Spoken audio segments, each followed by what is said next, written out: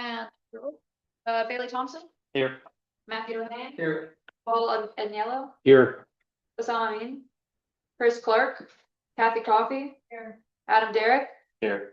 Melly Fowler, here. Amy Garbarini, Kate Gibson, here. Leon Hughes, Daniel Koenig, Patsy Lord, here. Will Montgomery, Here. Philip Perella, here. And Rodney White. Here. Great, and Chair, we have a quorum. All right, item 3, approval of the May 4th, Technical Advisory Committee agenda. Chairman, there is one error on the agenda I'd just like to correct. Item 5B in the consent agenda, it says endorse resolution to adopt the Title 6 plan, but it doesn't say action item, and that's an error on our part. It should have said action item. If you want to discuss it again, we welcome that, but it does need to be action. Update that to an action item and approve it. Second. All those in favor? Aye. Aye. Item 4, public comments. All right, we had one, unless there's anyone in the room. Why are you looking at me? Very briefly, I'm Al Watkins from the George Washington District. And I wanted to let you know, probably something that you might not hear enough, but I really do appreciate all the work that everyone does. First of all, it provides me with a wealth of information that I can wind up bringing to the CTAC meetings, and also enables me to kind of understand how important everything that you do and how vital it is. So, again, I just want to thank you for what you did. Thank you. Thank you. Check this in there. Speak up anytime. And if there's no one else in the room and online, we also received a public comment that is attached to the agenda, and I'll read it to you. And it had this photograph, this image attached to it. Hi, FAMPO. I sit on the Fredericksburg Planning Commission, but I'm sending you this email as a disgruntled citizen. I noticed recently that the pedestrian curb cuts have been placed at the intersection of Route 1 and Princess Anne / Hanson, and it appears that VDOT has engineered out the eastbound pedestrian crossing of Route 1. Unacceptable.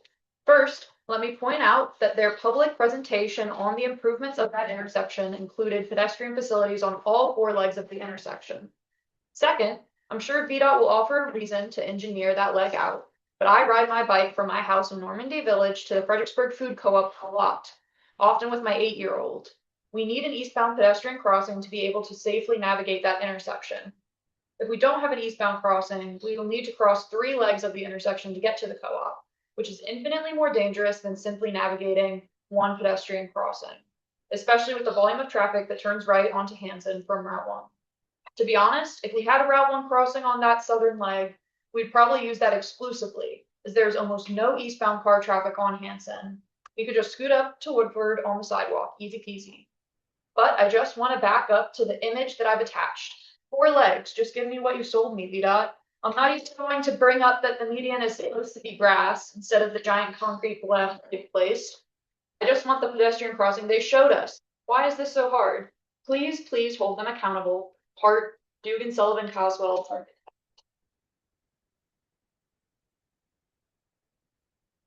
Item number 5, the consent agenda. We have a motion to approve. Motion. Second. All those in favor? Aye. Item 6A, endorsement of resolution 26-53, adopting an amendment to the FY 24-27 Transportation Improvement Program to adjust funding for UPC 105464, Route 606 West, Mud Tavern Road reconstruction.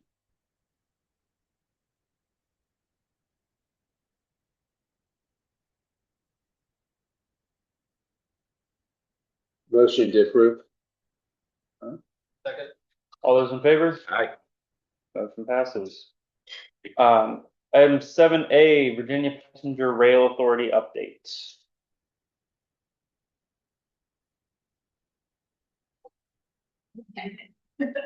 Welcome. Here.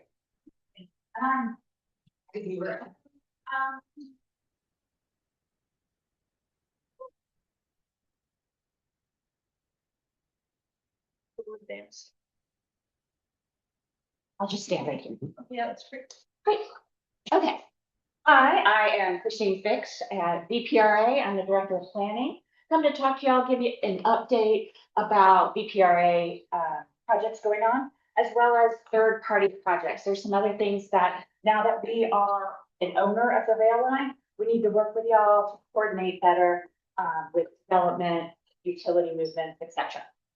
So first, we'll start out. You all know us. I don't need to go through all this. We are a new rail authority, 5 years old now. We own rail assets and right of way, and we partner with Amtrak and VRE to operate your rail service. We're also governed by a 15-minute.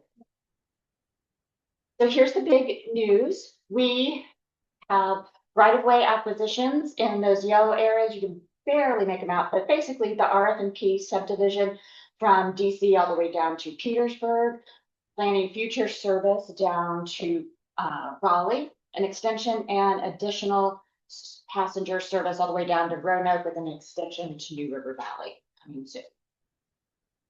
Here's our big passenger rail network. We've got a lot of trips. Recently, you all have noticed that we've scaled back some of those trips because of the construction to Long Bridge. But we started with 6 daily round trips, 2 to Newport News, 2 to Norfolk. Now we have additional bus service up to Norfolk as well as Newport News to supplement all of the trains that we're missing because of the construction going on. There's also 6 Amtrak long distance round trips in the area. And of course, all of the VRE commuter service, 16 daily round trips, 8 out to Manassas and 8 out to Fredericksburg. So about our projects, we've got a lot going on all the way from Northern Virginia up to DC down to Richmond. I'll focus on what's happening here in the Fredericksburg area. We've got the Potomac Creek third siding, siding A. We call it around the Leland Road area north of Fredericksburg. I'll give some more details in a moment. And then our second one, Crossroads third track or siding at 4.1 miles of new track in the area. Then we also have a passing siding down further down in Hanover. All of this helps to make fluidity and movements between passenger trains and the freight trains better. So let's talk about those specifics. One, our Potomac Creek third track, a lot to say, is in Stafford County, 3.9 miles of new third track, and it's going to be constructed by CSX. So we're partnering with them to do a lot of track work, which is infinitely helpful because they are just the masters at constructing track. We have a budget of 157 million. We're at 100% design. So we're right now getting right of way. We hope to have CSX procure their contractor in the fall of this year, with construction starting in Q1 of 27. So coming soon, and then wrapping up in Q3 of 29. So not too long, and you'll start seeing track happening in the area. Also with that project, we're improving the Leland Road overpass. We're going to replace this whole overpass. It's Leland Road bridge over the CSX rail tracks to make room for a third track, but we're also going to make sure it's wide enough for a fourth track in the future. We're at 90% design stage right now. There will be road closures and detours along with Primer House Road and Morton Road going into effect early in 2027. So you'll see that we're going to canvass the area. We're working with the county, VDOT, and we're going to go out to the community and keep everyone abreast of what's happening. And target for completion is before the completion of the track work in 2028. Our next project, we're just kicking this project off, really. It's the Crossroads third track down in Spotsylvania County, about 4 miles of track. Again, 3 tracks in the area to help with fluidity. And south of Spotsylvania Station, and we're also improving a grade crossing at Summit Crossing Road. We're going to do a 4 quad gate to make sure that everything is safe for motorists. Right now, we're at 30% design. We're just starting environmental field work, actually going to go out next week to do all of our environmental wetland kind of permitting and understanding the wetland delineations in the area. And we will be coordinating closely with the Army Corps of Engineers for all that. Next, utility relocation. With our rail work comes a lot of utility movements. So for siding A, we've got a lot of fiber and Stafford County sanitary sewer, as well as a natural gas pipeline. We're working with the county to move the sewer line, and we're that's at 90% plan stage, so very close. And we can't do anything on those rail projects until we move all the utilities out of the way. We're aiming for a tree clearing at the end of this year to meet T&E species restrictions. We can only clear trees in the winter time of year restrictions for bats. So what I want to talk about is kind of related to those utility movements. So since we own the corridor and utilities are often in the either parallel or crossing, we have just instituted a manual to guide any project sponsors that may be crossing the rail lines or developing some property adjacent to the rail line. And we would like to work with y'all to make sure that county plan approvers know that there is a rail line. We may come in an additional right of way in the future. And we're hoping to work with y'all to kind of prevent encroachment into the right of way, or really right up to the rail line or right of property lines, just to prevent any future takings in the future. So we have a website, and if your local government has a project that could potentially impact the railroad, even if it's adjacent, contact us. Let's work something out. Let's just talk through like what y'all are thinking, what we might have planned for 10 years out to make sure our projects as well as county development overlap or sync well together. Again, this is a lot to look at, but it's kind of our process that we go through. It's all on our website. We have an application, and any questions at all, I've got some contacts at the end of this presentation we can work through. Here's an example to sum it all up. So this is a true example, and a developer owns and purchases a parcel adjacent to the railroad. They submit a site plan to the municipality for approval, but then we're asking the local governments to look at the site plan. Does it direct stormwater to the railroad right of way? We can't have that. Does the site plan show development right up adjacent to the property line? Again, it'd be beneficial if it were not right next to the property line. Could the construction means and methods, say lay down areas, etc., require a crane or other equipment that might swing into the track area, and that would foul the track, cause safety concerns for both the crane operator, workers, as well as the trains on the railroad. So if it's yes to any of those above, we'd really like coordination with you all, with the developer, to be early and just kind of work through any review and coordination to help the development proceed and to help our railroad construction proceed.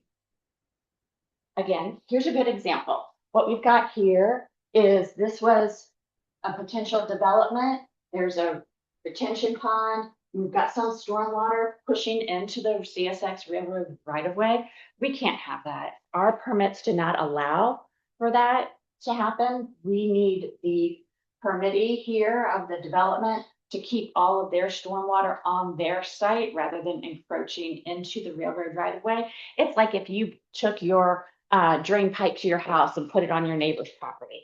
Not right. It's the same thing. And then we've also got this gravel lot. It's pushing into the CSX railroad right of way.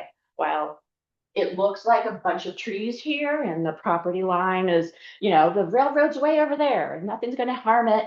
But no, in actuality, the railroad right of way comes further out than you think. And what it's impacting is how we're doing a cut here. In order for us to put in a new rail line there And then drainage, we need to build a retaining wall, which increases our price and our cost for our project in order to allow this gravel lot.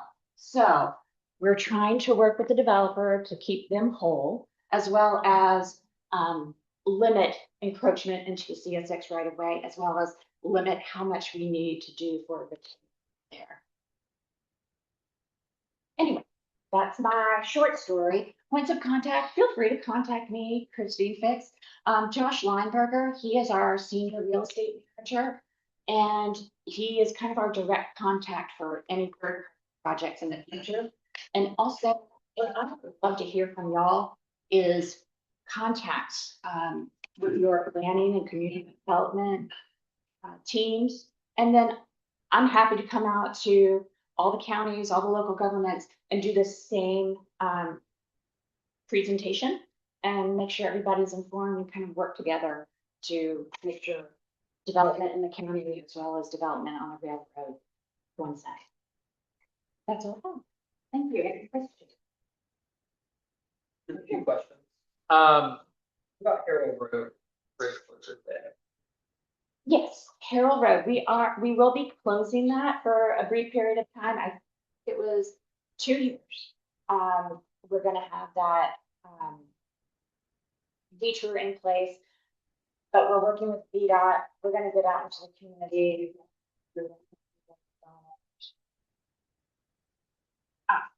Right, we're doing that new single track bridge over Carroll Road, and it'll be about 2027, 2029, and late 27 into mid 20. We'll overlap the lead. Correct. Okay. Yeah. And then what is the required right of way for a four lane? I'm asking is. Have in there is expanded tracks. One thing we could do that in our comp plan is saying track to be expanded to 4 lanes or 4 lanes, 4 tracks. With a required right of way X amount, thus anybody who develops next to land, they'd be required to provide the right. We're right now operating on 25-foot track center, so. So we can say about 100 feet. Of Yeah. track. Okay. All right. And then the other thing is, I guess you probably had, I think that image was from Stafford, correct? Okay. So I'm assuming you've had quite a bit of discussions on that front with Stafford and a lot of other stuff going on. Have you guys talked about any updates to the city county code or anything that help with that?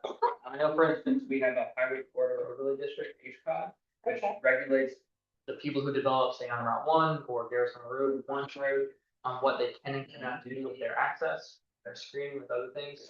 I don't know what state law allows, obviously being a Dillon state, but could there be a railroad overlay district on the whole railroad that requires anyone who develops to follow certain regulations? And that they can't do their stormwater a certain way, because right now, they're allowed to have stormwater. Right, it kind of looks obvious. Yeah, but could we put that into county code, some sort of overlay district that states you have to do that? Thus, this problem obviously is a problem now, but never comes up. Okay. I think that would at least be on the county side. We could say, let's say, yeah, with contacts and people to work with, but obviously, people leave, things change, laws change, and then it happens over 10 years. Have it in county code, some sort of overlay districts, and that's the law, that's how it is. So just one idea. That's a good suggestion. We can certainly follow up on it. We're updating our comp plan now, so we have some time to figure that out. All right. Yes, sir. My name is Paul Miller, Scottsdale County. Great presentation, Christine. So we have Todd Hopkins coming to our office. Is he in your office? He certainly is, and I'm glad you mentioned that. I should have. Yes, he reached out to you for these very things.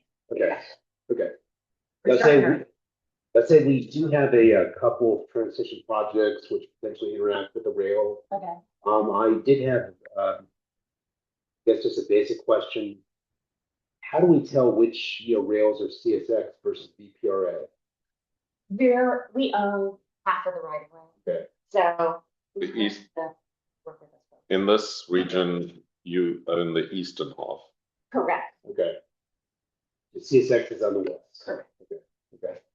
So I like to think that would be easier to deal with. We're local. We're not down in Jacksonville, Florida. We're here and happy to again, start our conversations, and that's why, yes, Todd reached out. And the new projects you're doing with the siding, would those be VPRA? Correct. And in some cases, this further complicates things, but say in some cases, we may build the track on the west side, but then we will give that track to CSX and we'll take over their track on the east side. So we're doing the construction to make sure that we get service that we need and a mutually beneficial contract. Sure. Great. Great. Questions, thoughts? All right, thanks. Thank you. As you heard all day, we're gonna reach out to you. If any projects come along, we're gonna reach out to county segment and look forward to working with you. Christine, I'm Ian. We've corresponded. Thank you so much for coming, and we appreciate that. And do stay in touch. Particularly like if you send out a notice, we're now closing the road from next Saturday. We've got Eugene over there. Wave Eugene. Eugene is our public engagement person, so we'd like to send out on our social media notices that you post for like road closures coming up or big things that'll affect the public. Great. So Eugene would love to hear from you when those things happen. So it can also help you alert the public change coming. And we have a great comms team. They are out and about, and you'll see us more next week. Great. Great. Item 7B, VDOT 2055 CLRP revenue projections.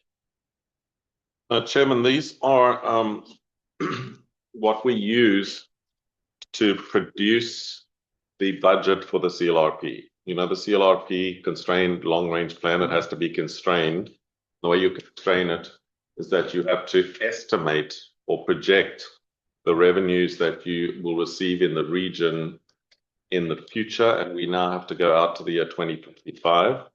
So VDOT central office, I believe, puts together the budget for items that usually come to us through VDOT, which is this list of funding sources. And then we've also reached out to the counties, to VRE, to Omira, to everybody in the countryside, DRPT, to say, you know, can you give us your estimate of what revenue you believe should be projecting out to 2055? For these particular items, we just wanted to give the opportunity if people had questions about the numbers. We would either need to accept VDOT's numbers as they are, raise queries if we are concerned that one number is too low, too high, or whatever else. But usually we more or less accept the VDOT numbers together with what the counties and the transit operators and everybody else tells us. This year, for the first time in our CLRP, we will have line items for VPRA. So we're looking forward to their financial people for the first time giving us their projected figures going out, we hope, to 2055, but as far as they can anyway. So that's what this is about. And for TAC members to ask any questions, and if we can get some sense as to whether we're going to accept these numbers and just move forward with them, or if there are any queries. That's my introduction. Thank you. Do we have any questions? So we did get some written questions that Spotsylvania sent over. I don't know if they wanted to read them out or if you don't want to comment questions or whatever the case is.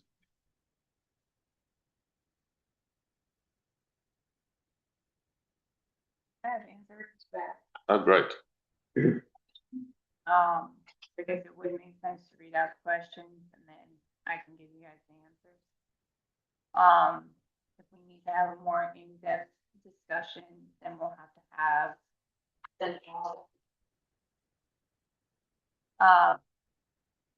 will the commit funding for FY 27 through SYIP projects be assumed FAMPO 2055 CLRP, or will the FAMPO 2055 CLRP only assume FY 26 to 31 SYIP funding? Their response was, we will be distributing a new CLRP in late summer, early fall that is based on the FY 27-32 SYIP. And I know you guys are, it's we're long range plans. Work with your schedule. So we need to get a draft CLRP project list out in about September. So do we know if we're going to get those numbers before September? The reason for that is we've got to have public comment, and we would like to approve this by the end of the year. I can let them know. If we can get it prior to September, John, that would help us, right? Because it affects which projects we can include in the CLRP. Because if those numbers change up or down, we've either got to remove some project, add a project, depending on how they change. But this is in the near term, right? This is 27 to 32, so it's not. You can put a plug and play with those. Those are assumed in the CLR. Yeah. So, it's whether or not any other project gets either pushed in or not at that point. Yeah. How it impacts the mid-range is usually what the CLR. So if we can get it before September, then it's good. We'll book into this CLRP. If it comes in later, it's going to start running.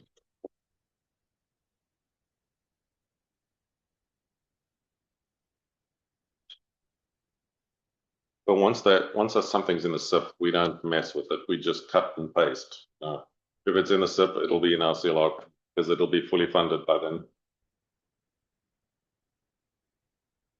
We like fully funded projects. Yep. Because then we don't have to squeeze other projects out of the CLRP if it's fully funded. All right, so 2, how are the revenue projections for the discretionary grant programs like revenue sharing and TAP handled? The reply back was revenue sharing is not included in the CLRP. TAP that is designated to a specific MPO by FHWA is included in the CLRP for all years. So just clarification on that. So like with the TAP project, let's get the state selects the TAP project in Stafford or Spotsylvania this round. That's not basically the FAMPO funding. That would not be included in the numbers that basically the state projected. Based on that answer. The revenue sharing is not in there at all. The money they- So those money should be in the locality figures that are being developed. So this, Paul, you're saying that, I know Ian originally said maybe we only need to do local, or the email said maybe only local, but on the our revenue sharing and tax. Yeah, I think what I need to do is not now, but after the meeting, if you could send me those written answers, then I will circulate to all the people who are giving us revenue projections so that we all do the same thing. Because if one locality does one thing and a different locality does a different thing, then it's going to create a total mess. So I'd love to send everybody those same answers in writing, their financial doing. And then 3, TAP funding allocated by FAMPO treated differently than TAP funding allocated by the VDOT TAC program in the projections. TAP funds that are designated to a specific MPO by FHWA are included in the CLRP for all years. TAP funds that are allocated at the discretion of VDOT that are outside of the 6-year SYIP window are estimated using an MPO share of those funds during the 6-year window. So they're projecting what we get in the 6 years out to all the other years. That makes sense. And then number 4 are federal discretionally designated spending allocations or discretionary federal grants for localities assumed in state financial projections. If not, should these be assumed in locality financial projections to capture this? They said no. I think it would be accurate to include them in locality. So for the first question, it's no. And then they're saying that yes, basically, you would think it'd be more accurate to put them in locality projections. That's very helpful, actually, and that's something that all the localities need. They'll need to estimate those numbers. Okay. So then if we kind of need to go, and I'll ask them about the They know if we'll have it before September, since they're saying late summer, early fall, so that could be around. Like if we get it in August, that'll be great, then we can include it. And I'll just explain why on that. And I'll send the questions and comments. I think we're likely are the first MPO in Virginia to be this far along. So if it works for us, it'll work for all the others. There won't be anybody ahead of us in the line. Okay. Some people are still trying to get their 2050 LRTB approved. I just want to quickly say, thank you very much for getting those answers, and my questions have been completely answered on that, so Great, we appreciate that. thank you very much. Yeah, I'll circulate that email to everybody when I get it. Okay, any other questions or Oh. discussion? Based on that, are we happy to accept the VDOT projections and then the localities to pick up the difference of what VDOT's not including? Yes. Okay, great, thank you. All right. Move on to 7C, endorse resolution 26-57, adopting the updated CLRP prioritization methodology. All right, quick, because we need to know what those figures are to then adopt the projects associated with them. We have developed a very much a simplified CLRP methodology that's looking across how to judge those dollars that can be spent across jurisdictions in a simplified way. So previous rounds, we've had the air quality conformity trigger that basically said we got to shove everything in, and if you're out, you're out. This now, without that restriction, we can actually move projects in and out a lot easier. But for this methodology, we're looking for something that's simplified, that doesn't require a very aggressive spreadsheet and macros and other things to go, that any citizen can kind of come in, repeat, and develop a lot of the items, or maybe a jurisdiction document in order to identify which projects are going to kind of be highlighted in our CLRP funding, particularly in the mid and out years when realistically the data is still relatively fuzzy out there, so we're just getting close enough. We're looking for things in our CLRP that kind of match some of the citizens' input, either CTAC and our survey, that's really focusing on capacity increases in connectivity, safety benefit, and value/cost effectiveness. And then finally, we're adding a little bit of local input, that's we're actually giving it back to the jurisdictions to be able to assign points here and there in a few projects. All the modes are applied in a very similar way. So they're using the same structure, although how they're being counted for either capacity increases or safety might be adjusted slightly different, just to account for each one of the jurisdictions. For each one of the modes. And so we have applied that for our active projects, our roadway projects, and our transit projects. Scroll down, we're keeping a similar. Now, we're doing a similar thing. We were kind of initially splitting up our funding. So we're going to take that big number and we're going to kind of look at it in 40, 30, 30 thus far. So we're looking for projects, 40% are going to be adding connectivity and adding capacity. Typically, these are our big roadway projects. A lot of our existing CLRP items would probably fall into this. These are the big projects, say, for example, like the I-95 bridge over the Rappahannock and the Low Plains.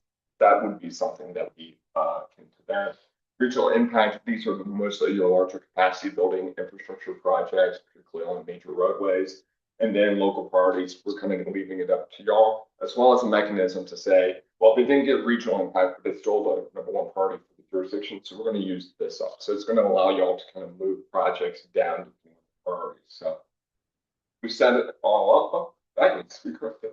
It should be 10%. So I'll make that adjustment. Then it's approved eventually. So What page is that? scroll down. I put 90 twice 8. There we go. We'll go back and Make that correction on page 8. yes. But we can scroll down, and the methodology is broken up in our scrolling down, our standard wide scale kind of so each one of the things, and it's very simple. We're looking at what's adding capacity, what's adding connectivity based on P data, often in P for P, or something that's identified by the applicant or jurisdiction.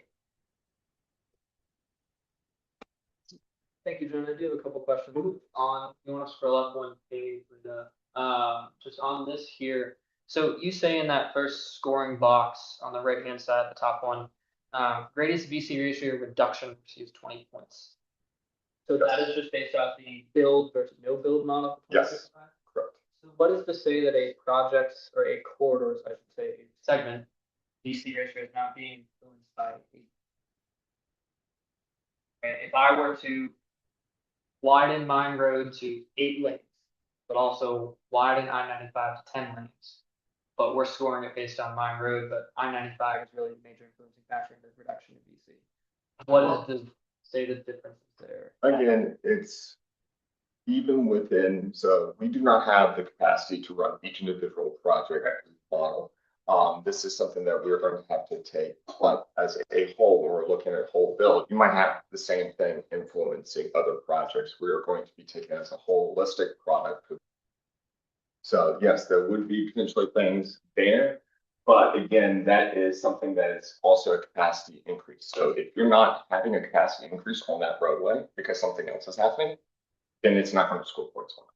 So basically that will be kicked back to your local priority project. And then that would be all the projects on that level, local priority. If you're having a big capacity thing that's impacting it somewhere else, then that's impacting everything downstream. So it's actually still apples to apples once you move down there. It's just that those big capacity projects are probably going to be the more unique one. But if you're looking at, like, let's just say we're expanding Route 1 and 95 down in, say, Spotsylvania where we can, then we're going to have to take both as a combined item because one is probably going to influence the other, and we should look at it holistically. So you're saying that for some of those projects, we should take them as combined, that there is a concern that there would be overlap. Again, we want connectivity and capacity. This is, we want and not or. So how would we determine what would be a combined item? There's nothing in the methodology for what would be a combined project. So I guess what I'm hearing is that there are potentially some locations, some concerns that this metric here would create some potential issues with how projects are scored, and then we'd have to do some sort of subjective process buying projects. Well, I wouldn't expect it to be combined. What it is, it's taking more of a holistic project of saying what's our full building 2055. It's a constraint of our time scale. However, if you're having a large project that is a large capacity building increase, that is going to be driving the improvements on that area. I believe the instances of, let's say, you're having a Route 1 running and a 95 winding in the same spot, that's going to be a little bit more limited. We can try to tease back because we're going to still have a good idea of kind of what improvements, say if it's already documented in an existing study, and I would expect those to have that so we can pull information from existing studies as well. Okay, I guess there'd just be concern that there'd be subjectivity to it, some discussion about, you know, I don't want this project here, I don't want to combine with this because that'll change the cost effectiveness and that could lead. I don't expect us to, like, if you're doing a winding on one of our major arterials and limited access highway, we're not looking at those to be combined projects. We're expecting it, but we're understanding that, yeah, they're probably influencing each other, but one of those big projects is going to influence every single project kind of down. Okay. Downstream. You said earlier they might need to be combined. Well, we're aware that their benefits might be combined when we run the singular model around. So we're aware of that, but it's quick and dirty for this level of the CLRP review. Okay, I'll just note my concerns on that. Okay. For the next one, it says the number of users that could be added. I think this is the one, if you had seen, I made some comments on prior to the last TAC meeting. What's listed here is not the actual methodology. I guess I'm curious is what is the actual methodology to calculate that? Expected increase in peak capacity during the P&P, and then also taking basically what is the current capacity and so what's the potential users we have until it's basically at capacity. Okay.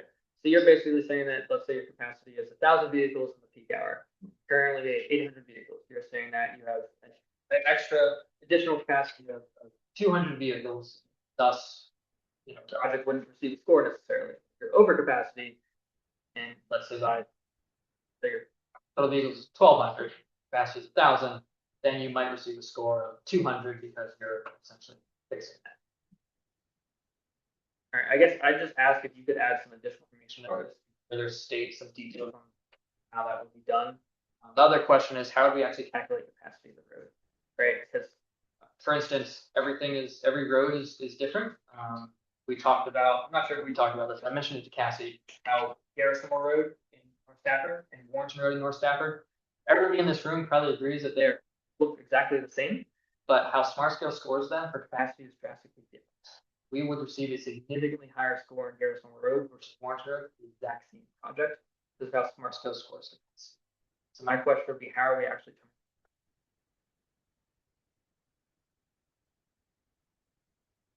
So you're looking at capacity. It would depend on the nature of the project.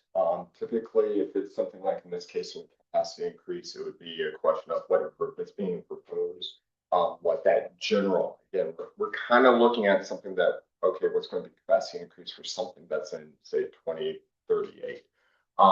We're going to be looking at the application details. Because if it's adding a road on an arterial with a given speed limit, we can take kind of general assumptions for that type of treatment. And that's probably what we're going to be looking at. This isn't going to be hyper specific like Smart Scale when you're trying to do that. We're doing things that are 10, 15, 20 plus years out. And so we want to get a general idea and we want to compare similar projects on that capacity. So that's something that we're like, if there is a study or expectation or we're adding a lane, then we can do that. If it's a major intersection improvement, my thing probably vehicle throughput for that, so we can take that as.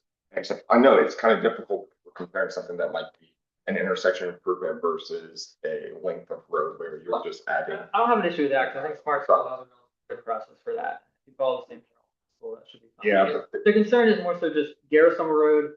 The capacity is 800 per hour. Warrenton Road, the capacity is 1400 per hour. They're the exact same road, honestly. So like, I'm just, the concern would be, how are we actually developing the vehicle per hour capacity of each of those roads? Is that defined by the travel man model? Is that defined by the applicant? Is that defined by FAMPO?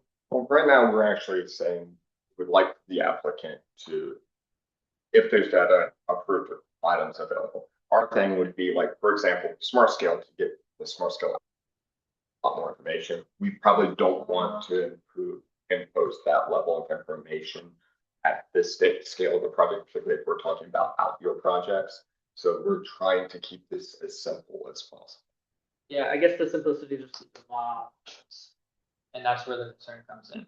There was an issue a few years ago where when the original CMAQ SOE methodology was developed, it was done a certain way, and then new staff came in because there was not information on how to be done. The new staff did it a different way, which led to a different understanding of how projects are scored, and that led to some issues with time. So I guess that's what I'm trying to figure out is how we can, what further information can be added here so that we don't run into any of this.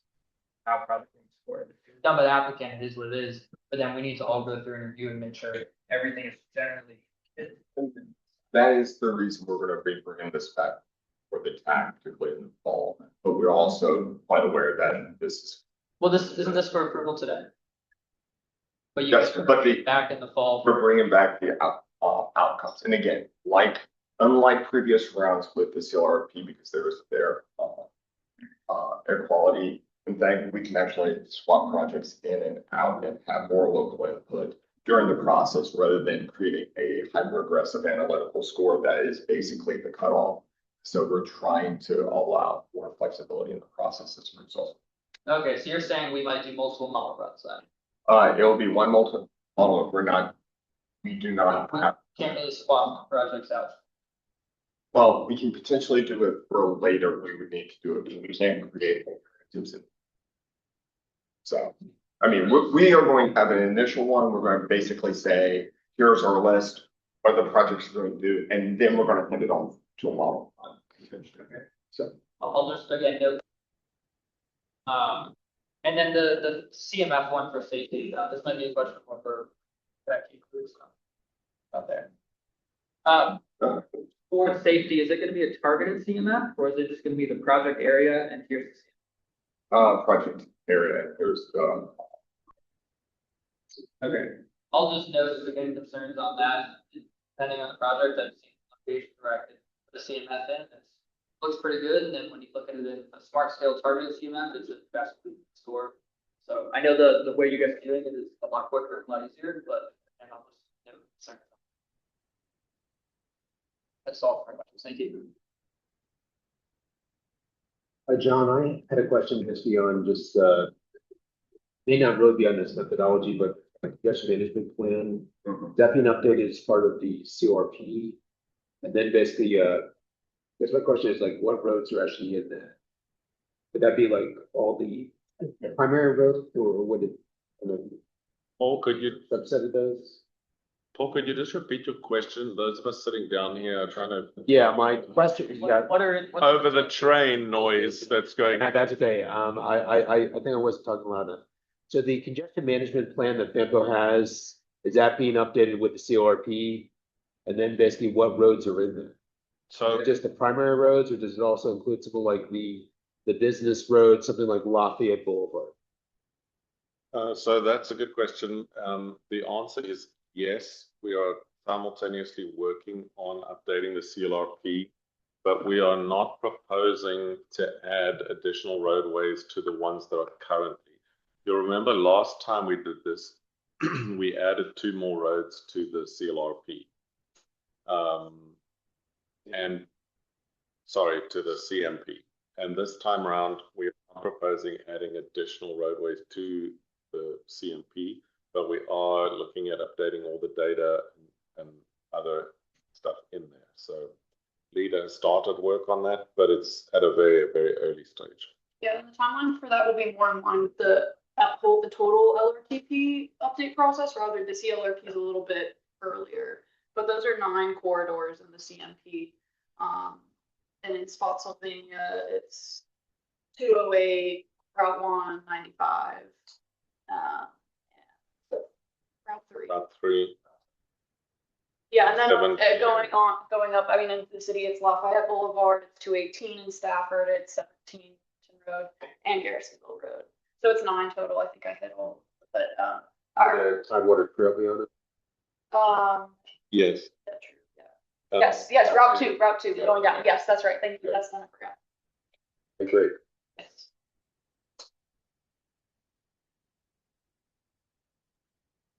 Any further questions? I'll just note, I just have some concerns. I'm not sure I'd be ready on my side to approve this. If you guys need to approve it, obviously that's fine to keep things moving, but I just noted some concerns and I think there's some more information put into the document to further clarify how we're gonna actually work. John, do you want to add some more detail and bring it back, or do you want to, what is your timeline looking like? We would absolutely have to get it approved by June and have it project. So it'll just be moving things. My question would be, what changes are we looking to specify? My question is, there is a simplicity baked in if we start specifying that it's just going to either increase the burdens on the jurisdictions to be able to provide these details, particularly throughout your available, design available, and they'll also keep it kind of a little bit more public facing. That basically any citizen who wants to go into P4P or with access to publicly available jurisdiction documents can basically create work. I mean, at least on my side, in terms of jurisdiction work effort, I can't speak for others, but if it's more work, but it equals a better outcome, I'm more than happy to defend that. That's not an issue on the Stafford side. I'll say, for instance, on the second item here, the capacity addition, I just noted, I think we need to clarify how you actually determine capacity. I think that's really the key in how projects are actually scored and calculated here. And I think there's information as to where that comes from or how that actually should be calculated. We might be able to, without a radical change to your methodology, just add some language that clarifies how you're going to get the various numbers to give people a level of comfort. So it's not necessarily changing the categories or changing the process, but I mean, for instance, for that capacity, travel memo lists how it determines capacity. I won't say I 100% agree with all of it. And then, for instance, the smart scale methodology lists how it determines capacity. Again, don't necessarily agree with all of it, but there is background that we could use to say, here's exactly how we're going to determine capacity. Here's what applicants need to use. There's just sensitivity to it right now, it feels like, and it will lead to issues now. So if we said, for example, in there that we're going to use the travel demand models approach to capacity, but use it for all the projects equally, you'd be happy with that? Yeah. I mean, that's a sentence. We can just add a sentence to. I think my personal, I don't know what John's view is because I told him on this, but my personal view is seeing as we're going to have to use the travel demand model to actually determine a whole lot of other things, might as well use the travel demand approach to determining capacity and volume. That's what I would suggest. And then, I mean, the first one, I think I've noted this a plethora of times with TAC. I just disagree with using that methodology. I understand the alternative requires a significantly amount of more work, or we just don't do it. But I just, it's a difficult one to work with here.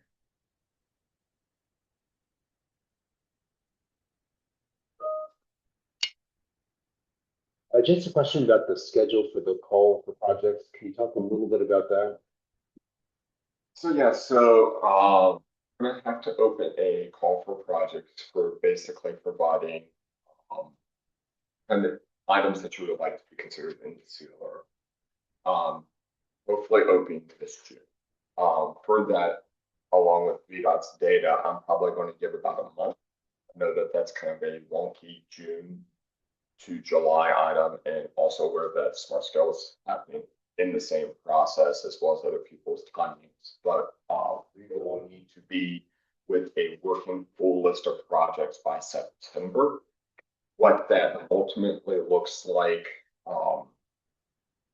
is that we're probably going to have that open, and then within about a month, I might allow extra time depending into August, depending on what our scale with the numbers, because I won't say let's close it off by we're getting like wonky numbers, because at that point in time, what's the point?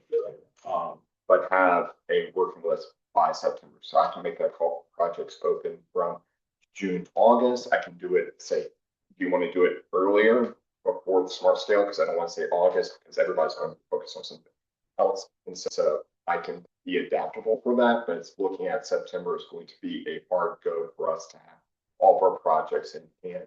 And I don't want to necessarily have to go back to a jurisdiction or something and say, hey, what's either it's late or there needs to be a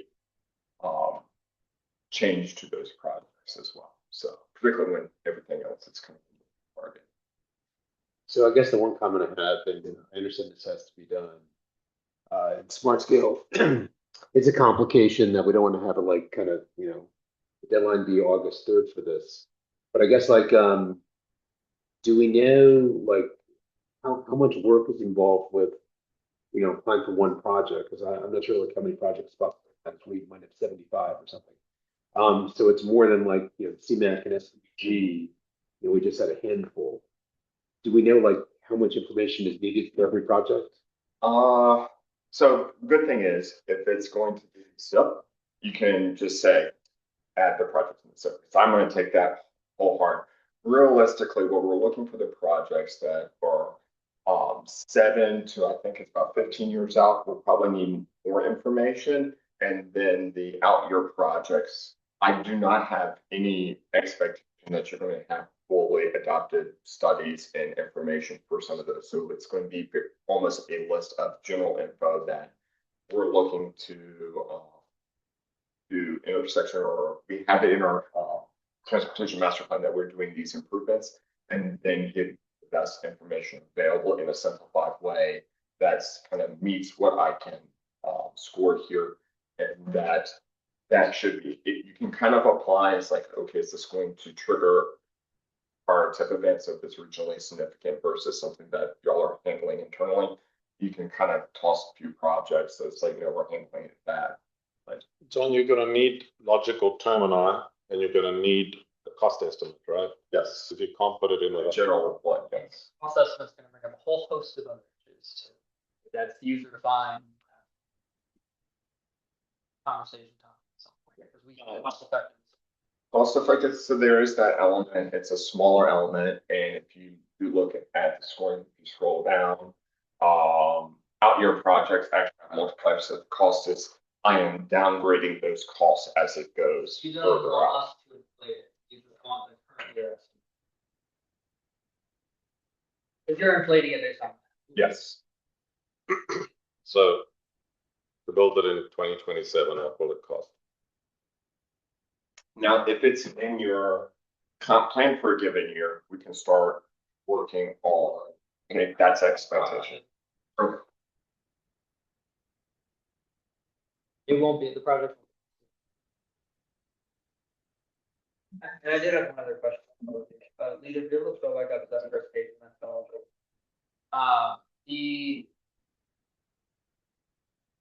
That third one. That's you're just adding up BC ratios. What if a certain area just has a lot of segments? Are Good you question. weighting- Are you weighting it? So no, we're not weighting it. Actually, that's gonna vary because I'll give you a prime example. In areas that traditionally have more segments, often you also have a little bit more of project fragmentation or phasing, or like you'll do spot intersection improvements. Let's use Garrison Village for prime example. Like you're breaking up projects in there to try to drive down the cost. We're aware of that.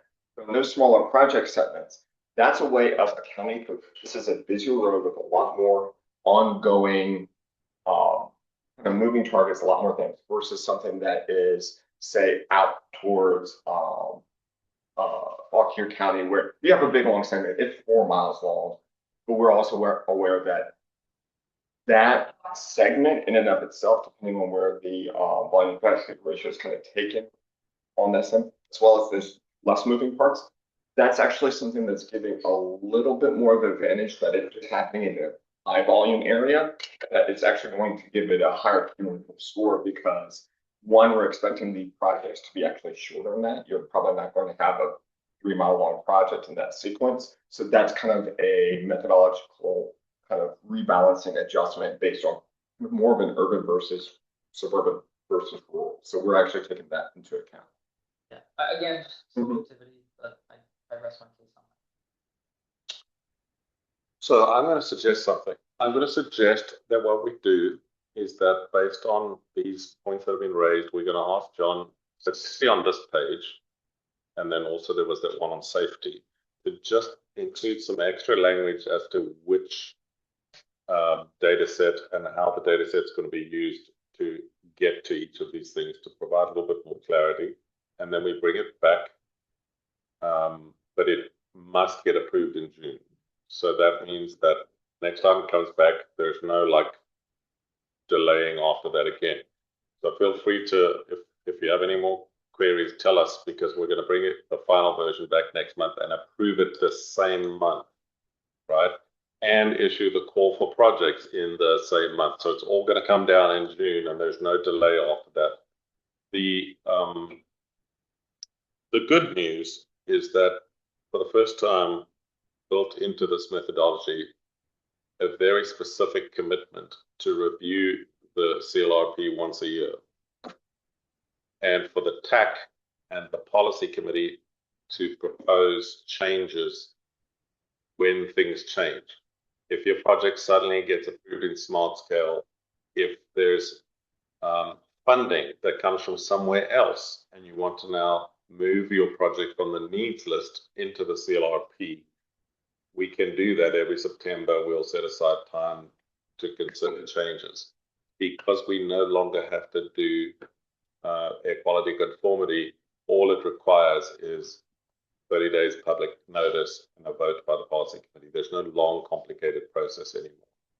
So it means that if your project doesn't make it this time because of a scoring thing, but you now have got $50 million on the project, the score is then irrelevant because it's funded.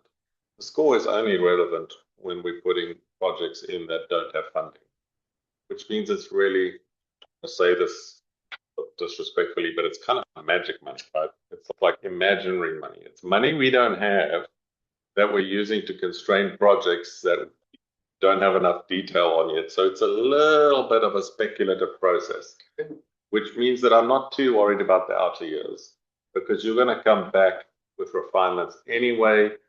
And every September, we've written in writing, so there's no like ignoring it, that the TAC every September can recommend a change to the CLRP if something has changed.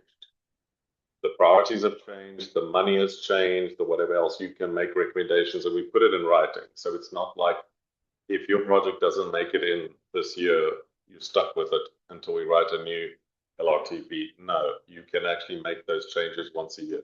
And realistically, like with the CLR, the magic window for this document is that 7 to 15 years out, and it's not necessarily only those projects in it. We kind of know what our more near term is. It's going to be in 3 or 4 years. Like for Smart Scale, are our projects kind of in agreement with what our future targets will be? And that's really what the Smart Scale, or sorry, what this LRP is trying to target is something that is refined enough that we have a process that's going to identify those projects without being overly loaded. Knowing that items, Smart Scale will change, other things will change.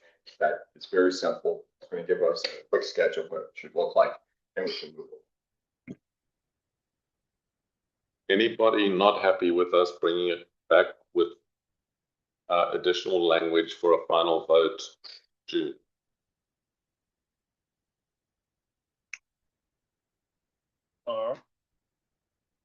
With that, I'll move to item 7D, smart scale update, round 7 CTV.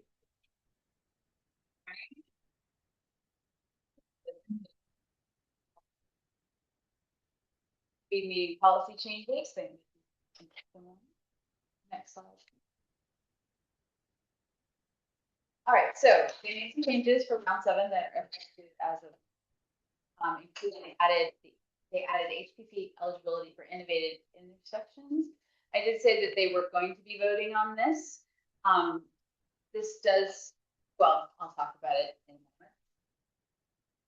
They also made some changes to economic development, which I welcome. They clarified the preferred alternative and its HPP eligibility. And then in January, they're going to come back and discuss some other things. They will discuss changing the order of DGP and HPP.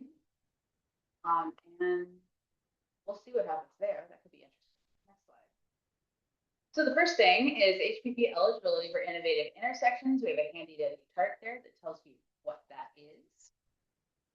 To be HPP eligible, a project must of course contain one of the features or be the preferred alternative in a STARS pipeline or study, which you already know. And they've added innovative intersections. So now localities can apply for HPP as well as DGP with these projects. There's a link in your packet to the February presentation for more info, and they go into pretty good detail. If you have any questions, of course, you can ask Cassie. I do that. Or throwing a colleague under the bus. Next slide. They've also made some changes to economic development. As we all know, economic development score is based on proximity to properties in the VETP database. In round 6, only a small subset of properties called sites. You can see that map up there in the top. I just grabbed a random place, and there weren't very many.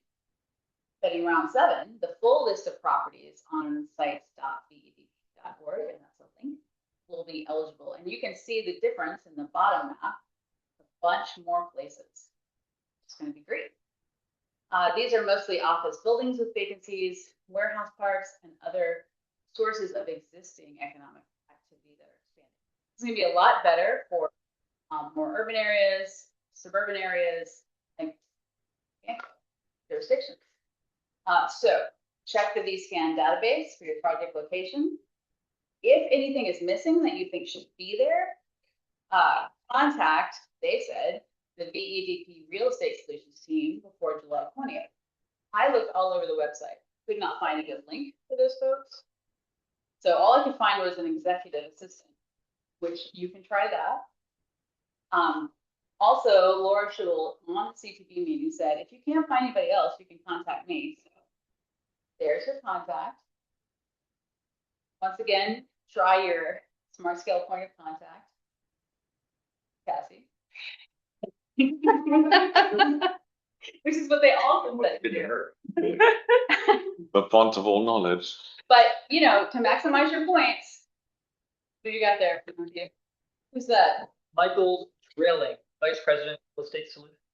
Okay, well, then you could try him too. I'll put you with statistics. I suspect he's gonna be like, why are you talking about me? But anyway, pick a person, contact a person. Get as many properties put into that database as you can. So, Get it. and also with that, 'cause I've been telling it to the, especially with the rural localities that you have at locality, usually a person who's putting these sites in, so you should have them checking to make sure that those sites are in, and, as it says, like, they just want everything in before like mid-July. Do you know how this all gets updated? For instance, not to pick on anybody, I apologize. In Spotsylvania, a couple of those sites with the big polygons are either data centers under construction or housing that is 95% built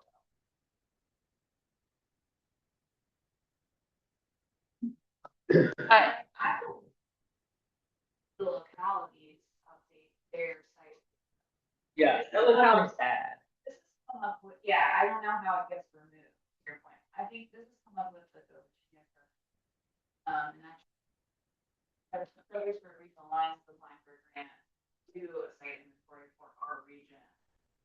So I think there could be some synergy about that, but there could be a real push for localities to make sure properties are in. Yeah, if they're not in,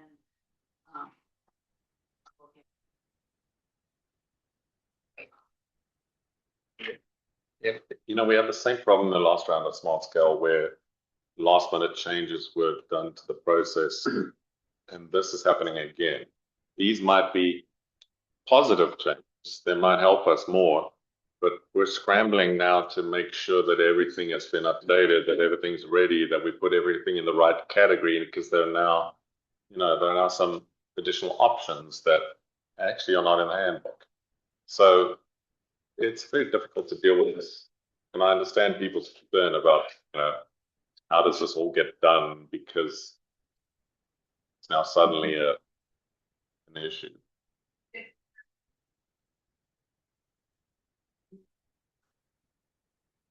think it's a known problem of whether or not sites are. It gives us another reason to make sure.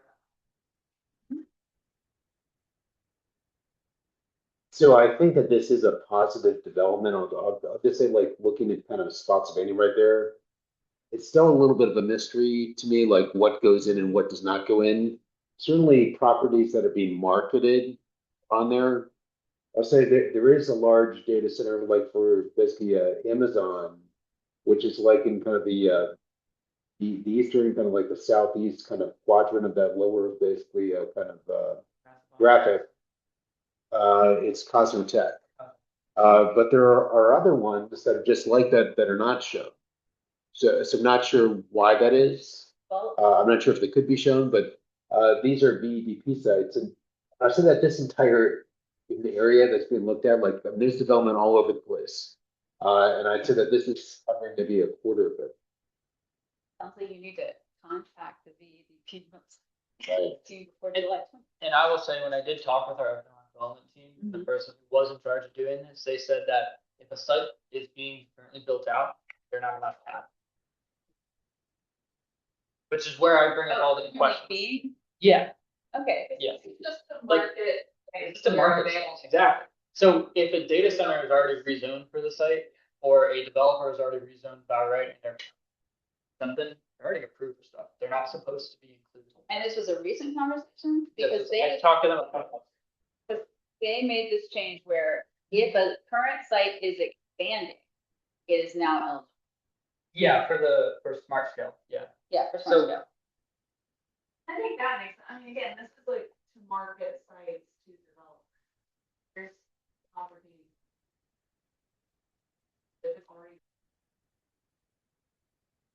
Right, because for people looking for sites. So see, so contact them and see what can be put in, but yeah, the idea is if you've got a site that has vacancies, or if a park is expanding, anything like that. Make sure. Just a comment, we as FAMPO staff, the 5.5 of us, do not have the wherewithal to go and argue the case on these points. It's gonna remain the responsibility of the localities to make sure that their sites are correctly put in there. We don't have to take that on as a project. Okay, then they clarified, not really a change, clarification of preferred alternatives. Prior, you had to submit all of the recommended alternatives in the STARS pipeline or equivalent study together. This has the potential to make projects too large and costly. Although I've noticed that recently pipeline projects have started to sort of try to modify their preferred alternatives to help make that easier. So that's been good. But now they are making it possible for you to sort of do targeted phased improvements, so they can break those up into more affordable projects. But they want you to do a phasing justification form so that it makes sense to them, justify what you're doing. WIPE will be covering this topic in more detail at the June 3rd full application.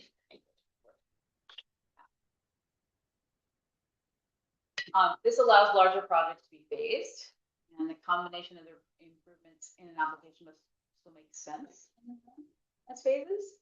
And these applications will. I think that is a good positive change, assuming that it's easy to provide the justification. I haven't seen the form, but yeah, I see that. I just haven't had a chance to go and dig into that. But the point is, some projects are really huge, and when it's that big, you're never going to get it funded in smart scale if you have to put in all of the elements all at once. There should be an option to phase a project so you can actually get it to score well. And I think that this is the right change, assuming that it's not hard to make a justification. Is this saying that we still have to submit all the projects in that study? Phases during submission? Or is that, can I submit phase 1 now and submit phase 2 in 5 years? I think that the latter, what you just said. I just need to update this.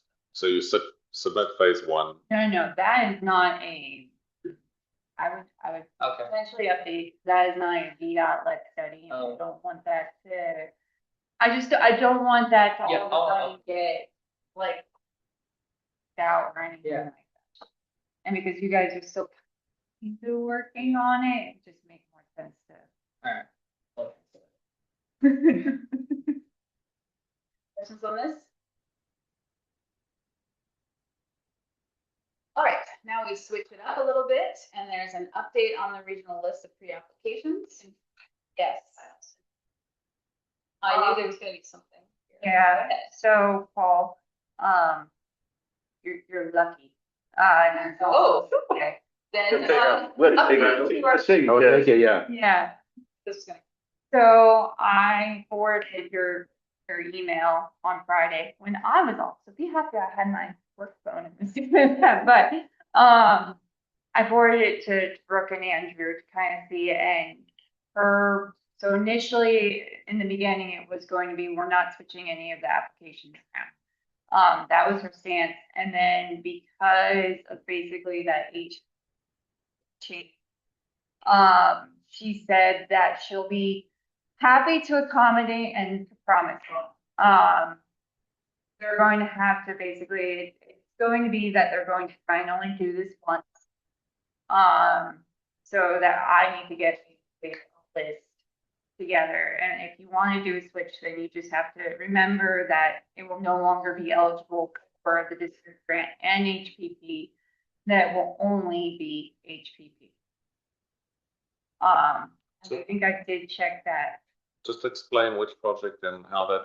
So it's going to be, so Paul emailed to see if we could switch out the Route 1 and South Roxbury Mill Road. Or the Route 639 Stars. And switch one of those two out instead of having the Route 17 widening, which is number 5 on the sample list. Switching that out with one of those. Are you So changing the project on our list. Yeah, that's the question. I have a question. Okay, so a couple of points to make here. Unless correct me if I'm wrong, the TAC would still have to approve this switch. Also, why would we want to switch out the? Can I follow up on that? Is it being removed from smart scale consideration, or is it being put on the local list? So, if we could do this, I would take it off. And the reason for that is these basically state changes are very significant. And they kill a project like number 5, but they help a project that's an innovative intersection. Basically, both of those projects I asked about, I'll say at least one of them has an innovative intersection. Route 639 Stars may have an R cut. They are, Say it also. I did get clarification that both of those have an R cut, like they're considered R cuts. Okay. So they do fall underneath like the innovative. So Say that those projects would compete much better in the HPP. We have 5 local projects that are good. So this is just being removed from consideration entirely. Yes, if we do this, yes. Just pulling it from smart scale entirely. Well, he has like a smaller version of it. Yeah, we have a smaller one in the local. Oh, you do? Yeah. Yeah, But it would just be the intersection. That's the Leesville one, correct? Yes. okay, and the other one, the one that's on the screen, like what's happened to that Garrisonville project? It's gonna be on the local list. Why? I mean, I haven't had the explanation yet. Why are we being asked to take it off of our list? Allows for I really don't care about I-95 I don't either, but I mean, But why are you removing it from our list? so that it can be on the local list. What's the benefit? Eligible for HPP and DGP funding, and it's not a regional project. So, Out of sense. so these changes, are they coming about because of the changes that the CTV have made to the? That would only be for number 5 on sample list. Garrisonville targeted. What would only be for number 5? On the changes with the like the innovative. So the CTV changes mean that this project would do better on a local list than it will on the. No, so- It'll score the same. There's no Okay. difference in scoring So- between the teams. Number 5 On the FAMPO list. on the FAMPO list. The locality also applied for a smaller Yes, option on their local list. Yeah. So basically, because of the cost, all thought is that either the Route 1 and South Roxbury Mill Road, which is on the local list right now, or the Route 639 Stars would do better on the regional list than the Route 71. And now that Route 1, South Roxbury Mill Road or the Route 639 Stars, it's probably the Roxbury one, just because that is on the corridor statewide significance. That one now has eligibility to qualify for HPP, where it is. Route 17 widening is a very expensive project. It's got very high construction. okay. And the Garrisonville one, there's a change. We're rescoping it. Project cost came in actually pretty close to the Route 17 project in a worst case scenario. So we're rescoping it to be about a third cost, a much smaller project. And it is also intersection improvement. Which is not very regional. Figured it that we're gonna remove anything, it's one that makes sense. And our costs. So essentially, what's really driving this is the cost estimates are really high. And we think they're gonna bomb out, and therefore we're changing. Okay, and removing two projects, and in the one case, putting a different one there, which we think is gonna score better. In the other case, we're just removing it. Well, Like it's on- going on, to be clear, it's going on the local list. Right. I don't want to, and I'm gonna be a little harsh here, I don't want anyone to say we're removing it without adding that, because then that to our board members of the policy committee, they hear that, and I get an email the next day from the administrator. So just be very careful on how we work. I understand, but you're forcing the hand of FAMPO by removing it. It's not, I don't it's not understand that how there's. we're doing. Well, It's you're- allowing for another project to move on, we don't have to have a fight over what projects stay on. The more I hear about what the state is doing, the more I think we're wasting our time with the I-95 widening, because the state has a totally different plan. I made that argument 2 months ago, so I've given up on it. I It's opposed, what, fifth round? it's I done? opposed it then and I oppose it now. I think we're wasting our time with that project. It's not gonna get funded. We've had a briefing. I'm not sure whether we're supposed to talk about it in public, but the highway commissioner publicly stated that he's working on a new plan to add 2 more express lanes onto I-95 and extend them all the way down to Massaponax, I believe. Now, the chances of them supporting us widening I-95 when they're going to come and change the structure of I-95 by putting express lanes on there is close to zero. I think it's dead duck, that project. Although they did say, when they were asked point blank, does this affect current smart scale applications or plans? And they said, no, go ahead with your smart scale plan. Because this is, a long time from now, we have no concrete plans to do this. I get it. Anyway, whatever. So just one question about that I-95 project with the cost estimate. I mean, like in round 6, it was really high, it was 140 something million, and this time I think it went way down. It's just south. Well, I thought the last time it was just one direction too. Last time it was just southbound, so why would the cost estimate go down? I know inflation. Technically, it might be whatever they have built into Yeah. inflation. But it was actually the same cost estimate that we had from last round. That we gave Carrie. Yeah, it's the same, it's, I know 2 years ago, or 1 year ago last summer, inflation changed significantly. guys, right now, it's the same. What you saw was the round 6. We haven't been provided with a new cost estimate yet. So Maybe I we're did, but it remembering, felt like the cost went down. it's the same. You're saying it should be the same cost. It's the same one. We haven't been provided with a new one yet. So currently it's the same dollar value as last round and there's probably a new cost estimate coming, New cost estimate will be coming. so it'll probably go up. So you must be remembering 2 months ago. I think that it follows inflation. Okay. You have the same initial one. And several rounds ago, we had northbound and I southbound, think you're. which was much bigger If you look cost. back. So. Wrap up. Propose. Is making Garrisonville a local project, not a regional project. And then on FAMPO side, removing Route 17 widening and replacing it with your proposal is the Route 1 606 project, Cassie?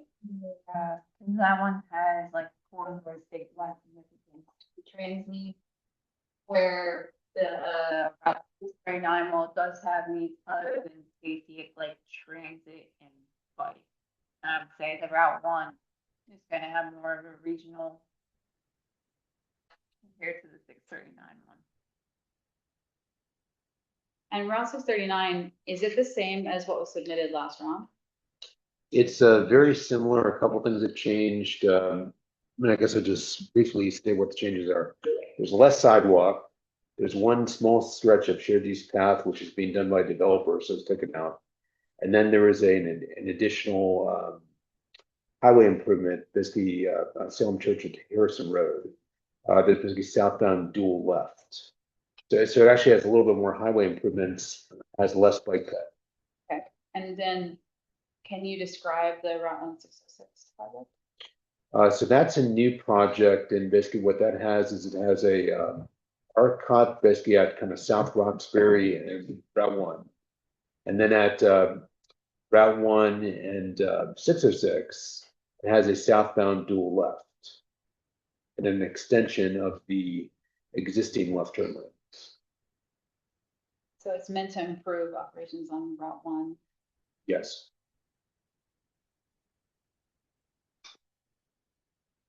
So can we get an document or an application of the one that's gonna put on FAMPO list in place of Route 17 widening? You need, is the application in the system on a local list, or is it an application? Yes, it's in the system on the Spotsylvania list. So what's the protocol for this, Cassie? Well, I feel like you guys want me to agree with swapping it out.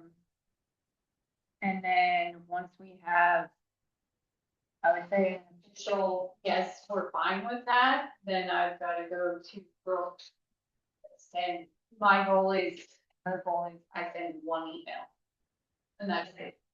So it's not a, oh, hey, no, we're gonna go back and forth. No, it's a, we're gonna do. So do we need a recommendation from the TAC and then the policy committee to vote on it?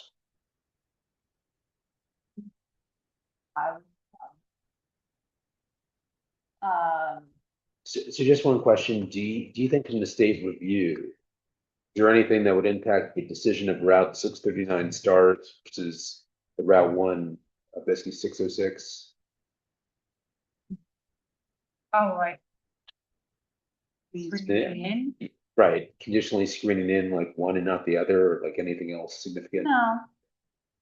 No, it's just, I would say that the Route 1 is more regional. Yeah. They have a more regional impact than the 639 one. Right, yeah. 639 one really is like, while it might qualify for HPP. Yeah. Truly, it's more of an impact for the people who live along that segment or are driving that segment all the time, where Route 1 a bigger impact for, you know, if there's an incident on 95, then what you guys are proposing will have a bigger impact than on for a regional impact compared to 639. That makes sense. So what you're saying is it's basically like the Avengers, we have one shot. Yeah. Okay. Yeah. And miss. Yeah.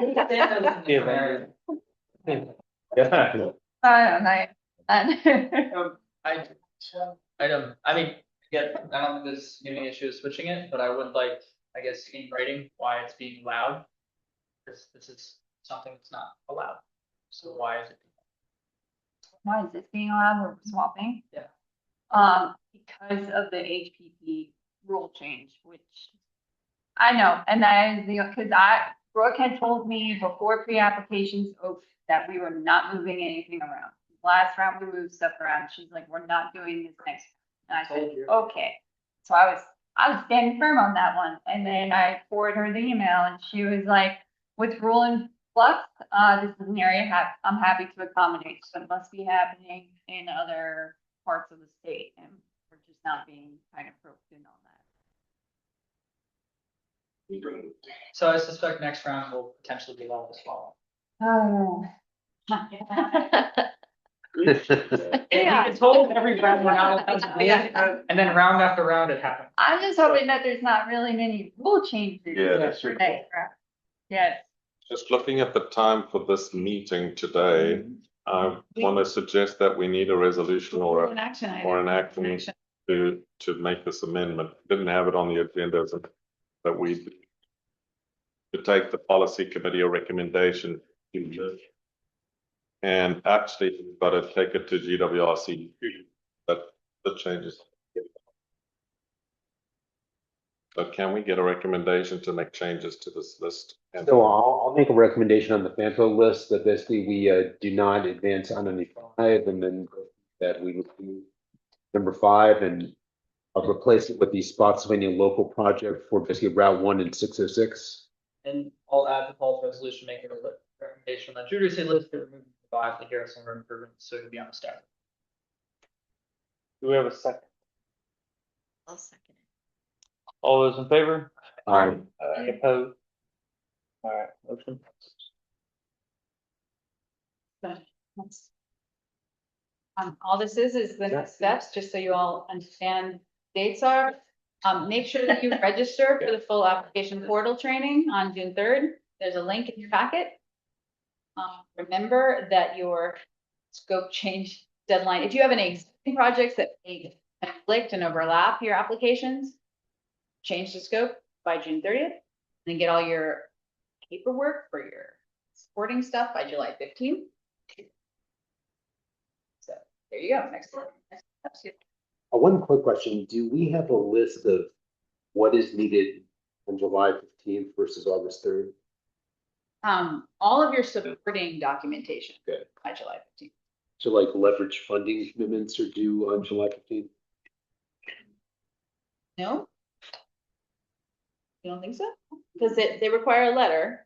So let me- Yeah, so, but your resolution of support is due for the August 3rd day. So we can just include the commitment in our resolution. And then, but it's like your study, so anything that's requiring a date.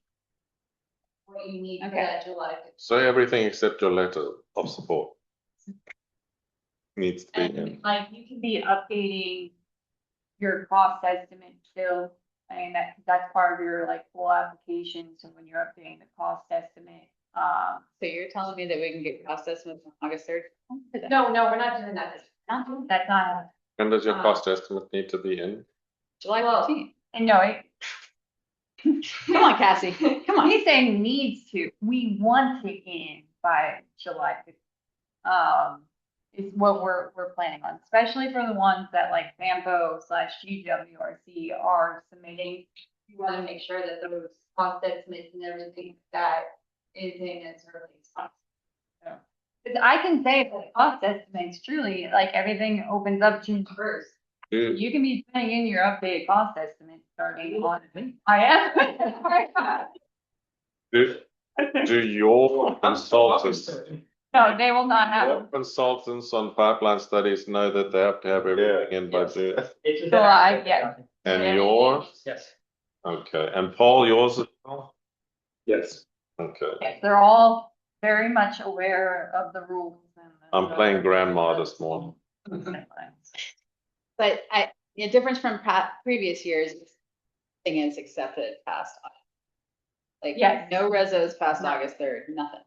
Don't ask me. Is that? I don't want to have that conversation with Brooke if I don't have. All right, Yeah, we have thank the you. reso, let's move on. 7E, update on the draft FAMPO Regional Complete Streets Plan. Action. Non-action item attached to your agenda, this is the first draft of our complete streets plan. And we'll be coming back to you in June, asking to put it out for public comment. And then I guess I can call it committee doing that action, but hopefully you'll endorse it for public. Well, but we wanted to just give you a month ahead to look at it. If there's any changes that you see that you made, you can let us know leading up to that, June deadline.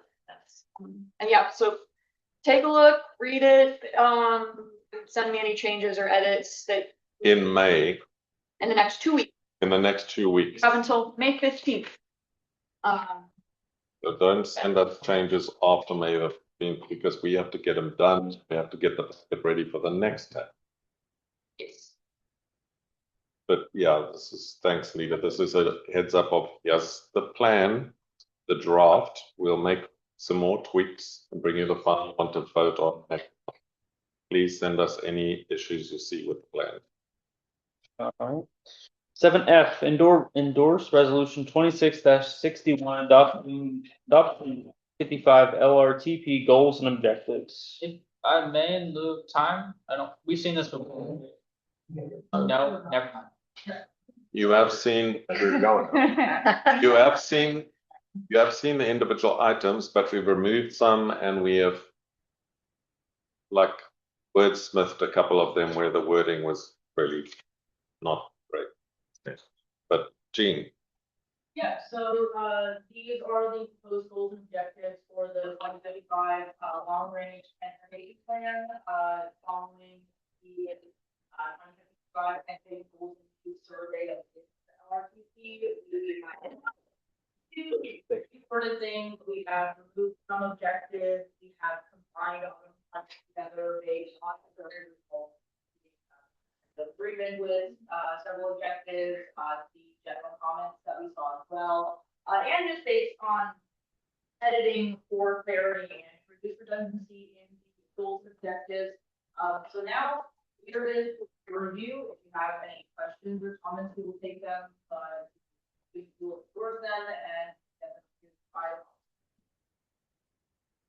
I don't have any concerns, so I'm gonna for approval. Second. All those in favor? Aye. Thank you, Gene. 1,070 some odd people told us what to do, so we did it. All right, 7G, endorse resolution 26-58, directing a public comments. Okay, real quick, I'll give you an update. We have made a change on that this went out.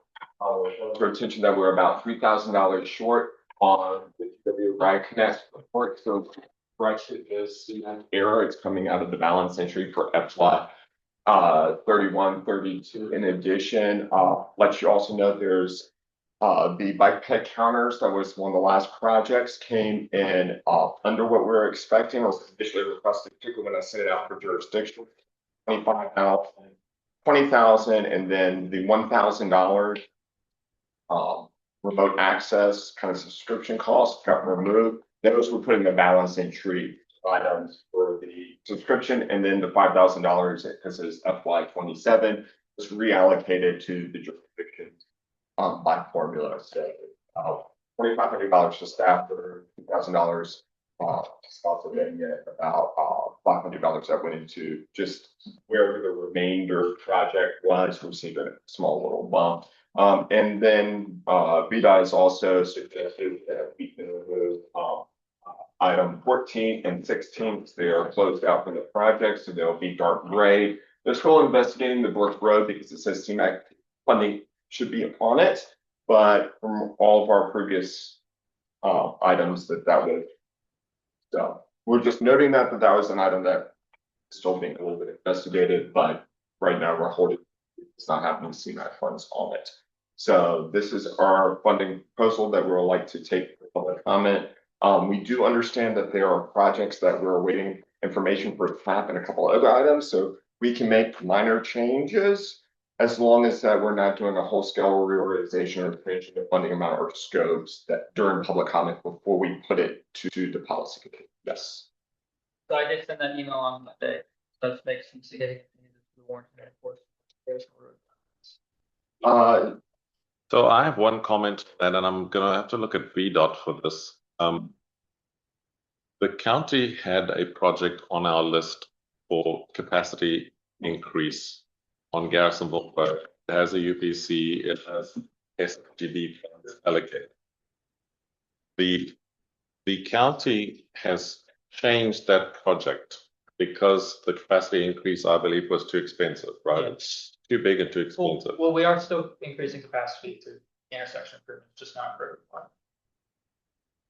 Well, I don't know about that. The point I need to make is if it does not include capacity increases, it is then eligible for CMAQ. But in the current form, the scope and the name of the project don't match the current project that the county is now wanting to do. So my question to VDOT is, what has to be changed and what's the process to deal with this? Because it does have some implications. And so do we need to reach out to Federal Highways or the state? Because the state's project in this 6-year plan, I think, has this described way with a certain scope, different name. It's the same roadway, it's the same location, but the improvements are quite different. And they're now leaning towards non-capacity increases. it's intersection upgrades, which I think are eligible for CMAQ.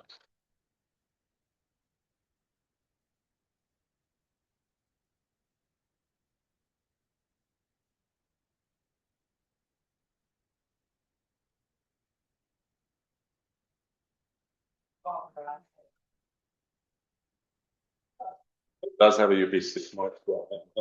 So are we entitled to make changes to the name and the scope of the project? Our next item is that we'll need the full CMAQ application. That's what we were, so I can straight check. But personally, I don't have a problem with it. Technically, the TAC can weigh in on this, but I personally don't have any problem with doing it. But we do have to do paperwork. So we could get an application from you and we'll send it over to you, and then you could tell us what needs to happen to change the scope and the name.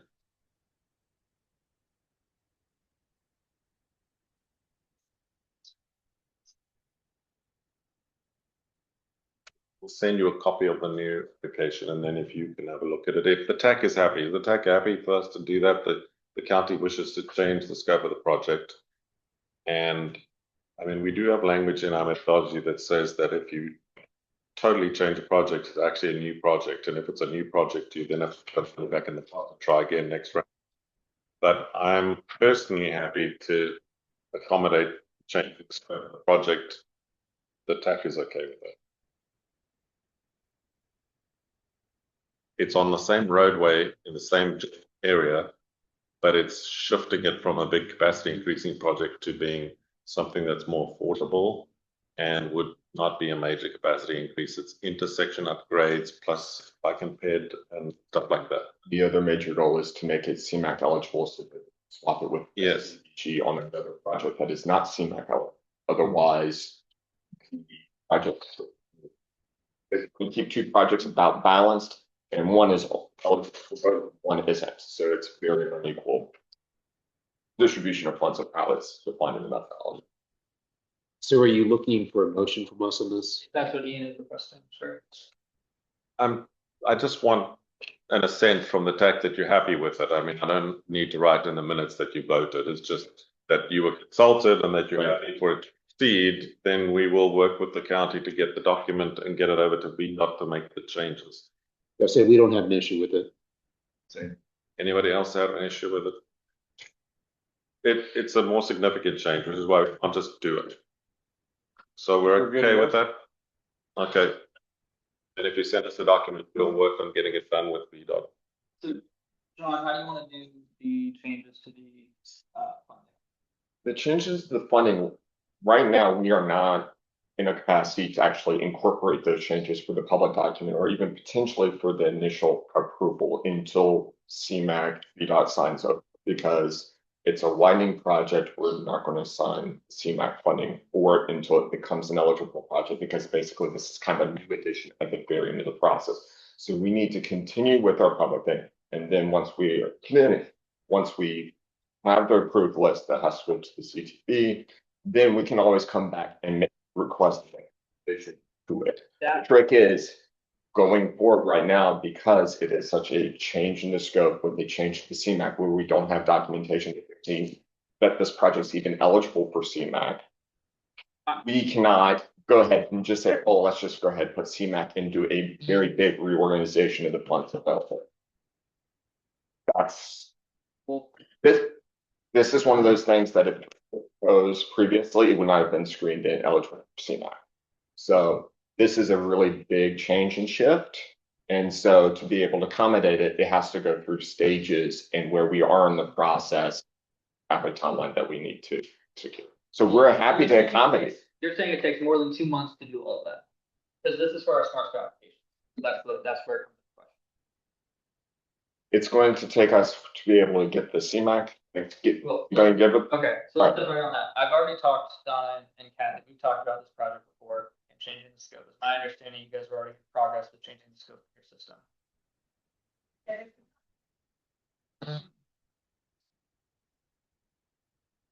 Yeah. Well, I mean, let's say, how long more will it take you guys to update all that?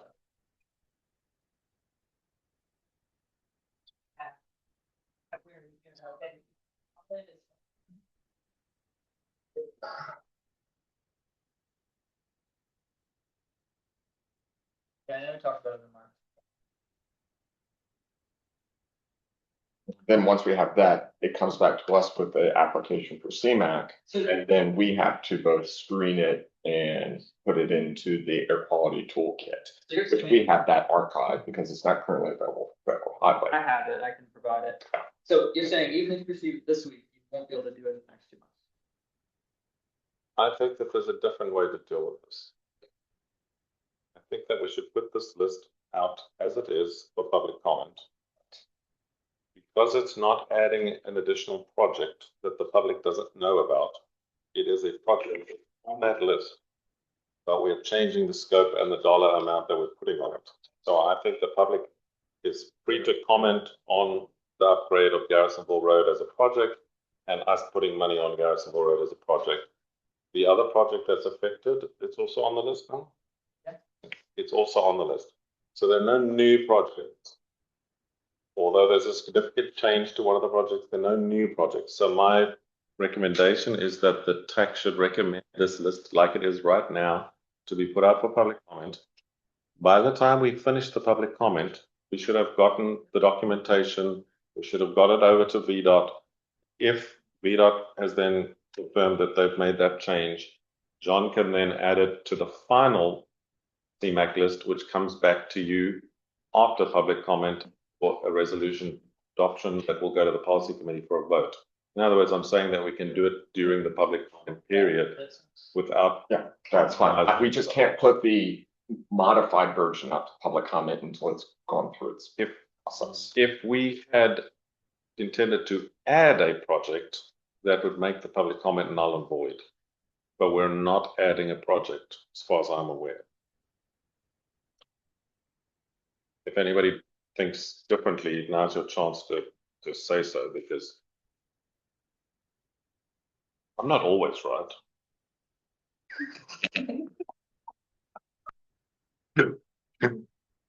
I think it's a minor comment, but like the ones on here that are basically in black are ones that we. And we'll be dropping it. Yeah, so aren't there some other ones that are? Yes, number 14 and number 16. I got a notification to also. Okay. We got the notification from VDOT after the list had gone out. Okay. And the That's it. 31 is also please get that from us. And the 2050 LRTP line item should also be removed. VDOT has a query about it, so we're seeing what happens with the query, but it should, so that's long gone. We closed it out in 2021, but it apparently is still on the. Sometimes it has to stay on the paperwork for, you know, some reason. It's okay, I just wanted to ask. Thank you for the work. Okay, looking for a motion to endorse. Perfect. All those in favor? Aye. 7H SS4A FY26 implementation grant project. In its effort to move it along, I don't have any concerns about this. Stafford doesn't have any roads that he's preparing to the amount of desks. Sorry. I mean, I'm happy to go through the That's good, presentation, right? yeah, if everybody wants it, but also like, I'm happy to motion for approval. Right. I'll make a motion to. Second. approve the safety policy. All those in favor? Aye. Perfect. Um, 7I LRTP 2055 population and jobs projection. Let's just go. Perfect. We'll get through all this. Real quick, we can move back out.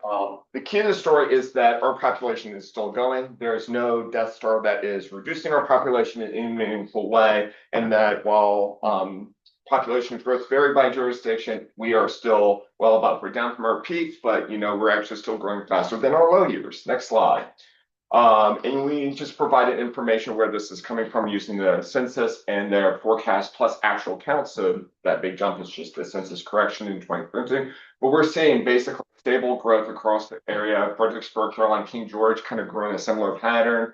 If anything, Spotsylvania's growth is up again after a small lull, and Stafford is still basically in the same consistent manner, if down slightly a bit from its late 20 teens most recent peak. Next slide. So we're looking to add our population projections, and this is going to push a lot of our other work moving forward. We have three options. You can take a delayed growth option, go with the Weldon Cooper with or without 10% with the linear growth applied, or we can take actually individual jurisdictions growth items, a mixed method to depend on where you want to do it. And then we're going to take whatever those populations are, apply a ratio for the households and jobs, and that's going to feed anything. So population, I need to have a number. That's going to be the formulas later on. Next slide. So if you want to look, this is kind of how some of these projections. So I call these the smaller, easier ones because generally speaking, Fredericksburg and then King George and Caroline County all are in general agreement. So if you take Weldon Cooper plus 10% or Weldon Cooper in a forecast model, we're still in general a couple thousand. I mean, it's still within about 10%, but generally speaking, everybody's in agreement that we're looking to have Fredericksburg in the 40,000 range, King George in the mid to upper 40,000s, and then Caroline just coming right on the heels of Frederick. So next slide. The hardest ones are Stafford and Spotsylvania. Stafford's growth, it continues to be relatively consistent and has so for the last 15 years, although it's slightly down this year. Spotsylvania County is the one that's changed the most. It's actually starting to beat some of its more historical items. But our challenge, and this is always has been for the Weldon Cooper discussion, is that Weldon Cooper is expecting an increased separation between Stafford and Spotsylvania. Still expecting Stafford to grow at a faster rate than Spotsylvania. Next slide. So I put this along with a historical projection of the two counties looking out. Basically, Weldon Cooper is right on that linear projection line for Stafford. However, its Weldon Cooper estimates are down slightly. So this is something that we've had that debate with, and we want to basically say, okay, this is something that we might want to change. We can keep Weldon Cooper's 2050 and do a linear projection out. It makes sense for Stafford. Easy. Weldon Cooper for Spotsylvania, that might be one that we want to tweak slightly just because it is tracking low, and Spotsylvania's more recent population demographics show that it's actually picking up more so. But whereas there's a bigger gap here, we're kind of expecting a little bit less of a separation into the future. Next slide. So again, we've applied a lot of different variations of the population forecast to kind of give us a range, and eventually we have to pick a number for the equations.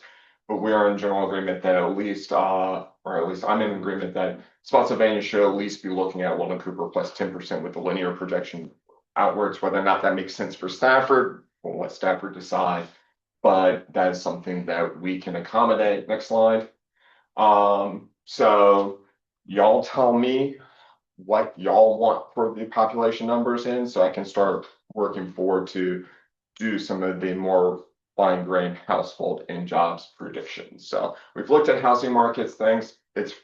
There's nothing unique or out of the norm that's causing difference. And then we are noting that household size is shrinking, but our traffic domain model actually does a pretty good job dropping that number, so that the difference between 2050 and 2055 is almost non-existent. So I'm a 2050 ratio slide. Here's where we're kind of looking out for some of those numbers if you want, but I'll kind of kick back to your discussion of whether or not you want to kind of look at the population numbers and what you want to recommend going forward. Does everybody know why we're doing this? Because we have to run the travel demand model for the year 2055, and at the moment it's blank because it only goes up to 2050. So if we want to take 2050 and project out to 2055, we have to put in some numbers, and the VDOT modeling department requires a vote from the policy committee on what the numbers are for 2055. That's why we're doing it.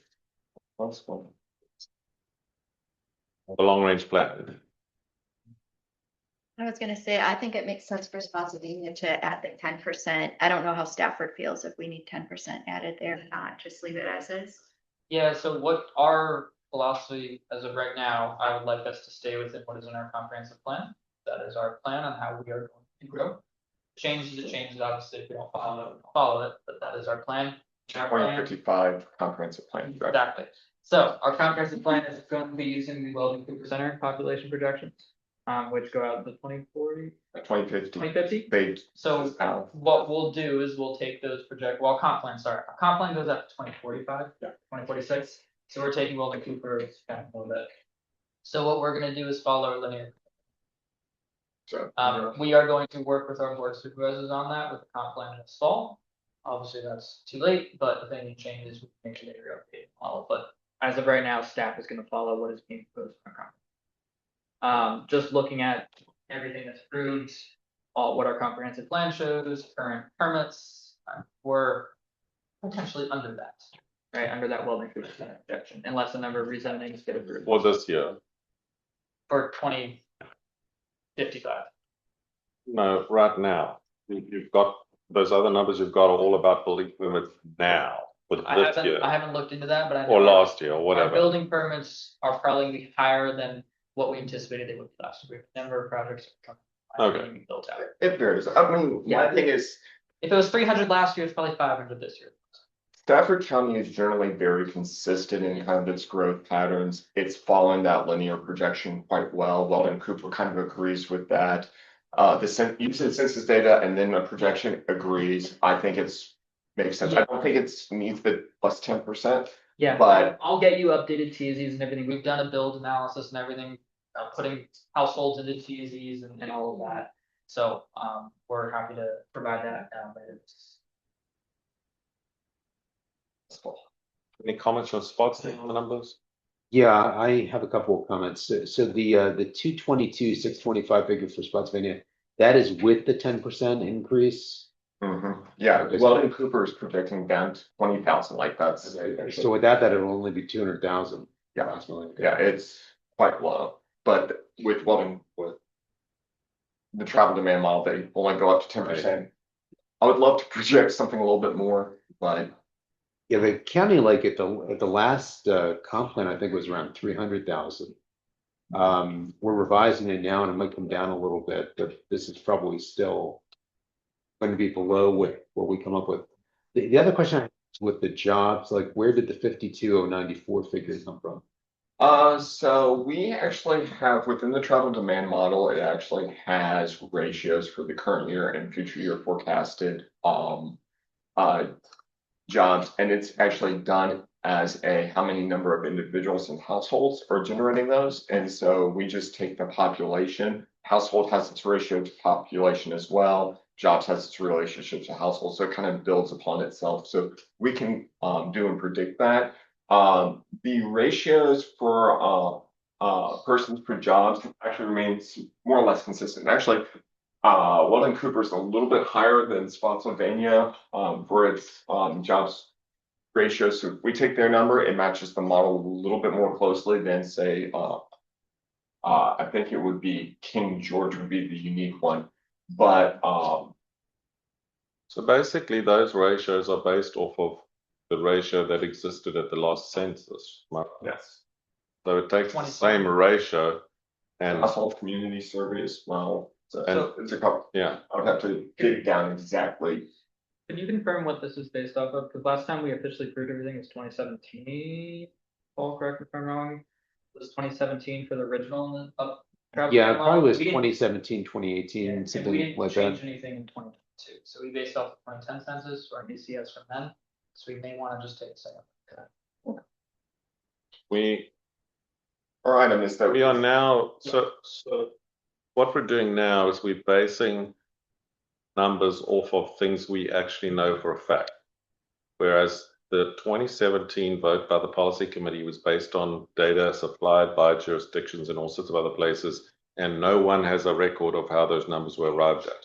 Here, we do have a record. We're actually using ratios that come out of the Census Bureau, and we're using actual counts from the 2020 census, and we're using Weldon Cooper's numbers, which we don't totally agree with every time, but they can explain their methodology with details.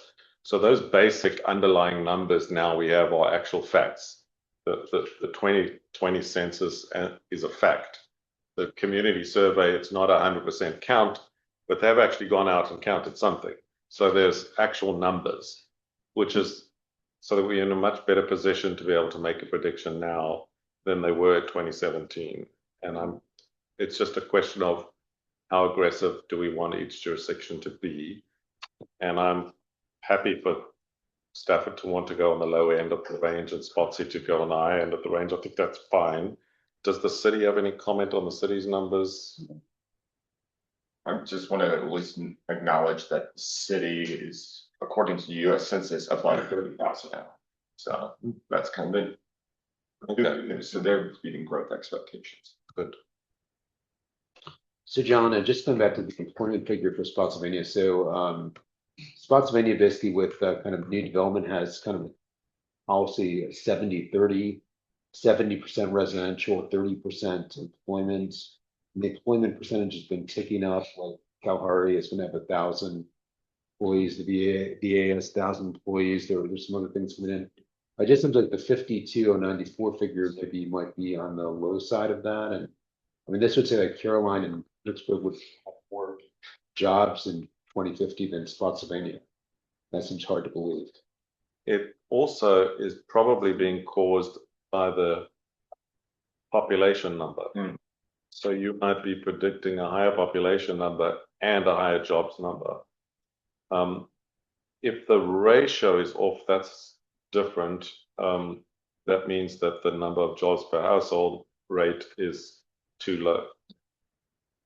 There's a little bit this is where the 10%, Weldon Cooper plus 10%, because it's assuming that we're going to add more population, but at that point in time, we're still keeping the ratio the same, so it can kind of,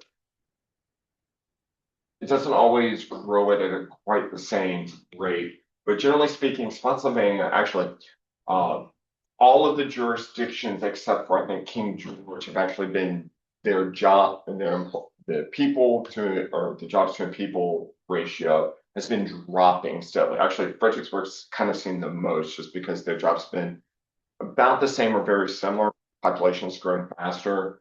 Stafford, jobs per person ratio has dropped slightly. I think it's the population growth and recent population growth in Spotsylvania has dropped. I think within the last few years, I think you're probably going to have to see another adjustment, kind of what you're mentioning. More jobs are coming in, but we've had more population with the last couple of years.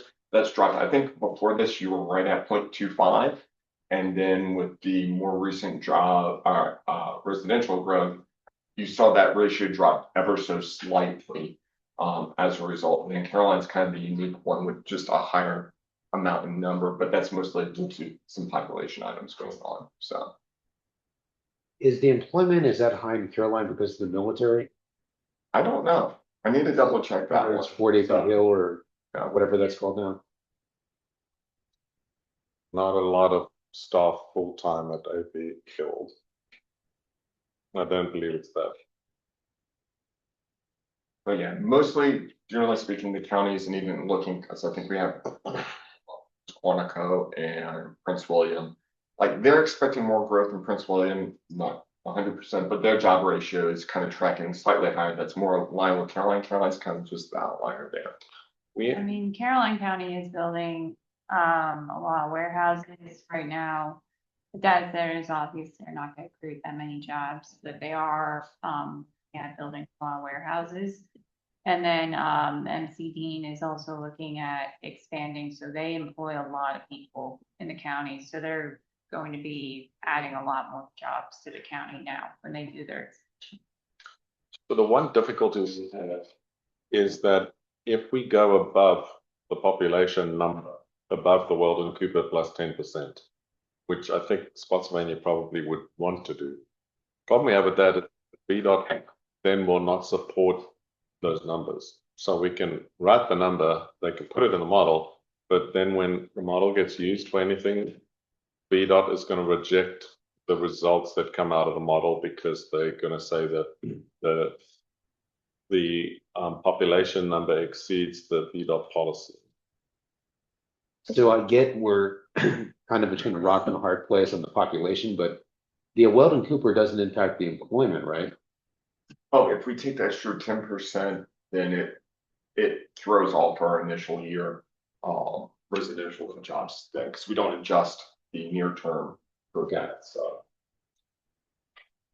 Again, with this, I'm not questioning that, Carolina's gonna have almost 26,000 jobs, which is weird to me that that would be about half of what Spotsylvania has.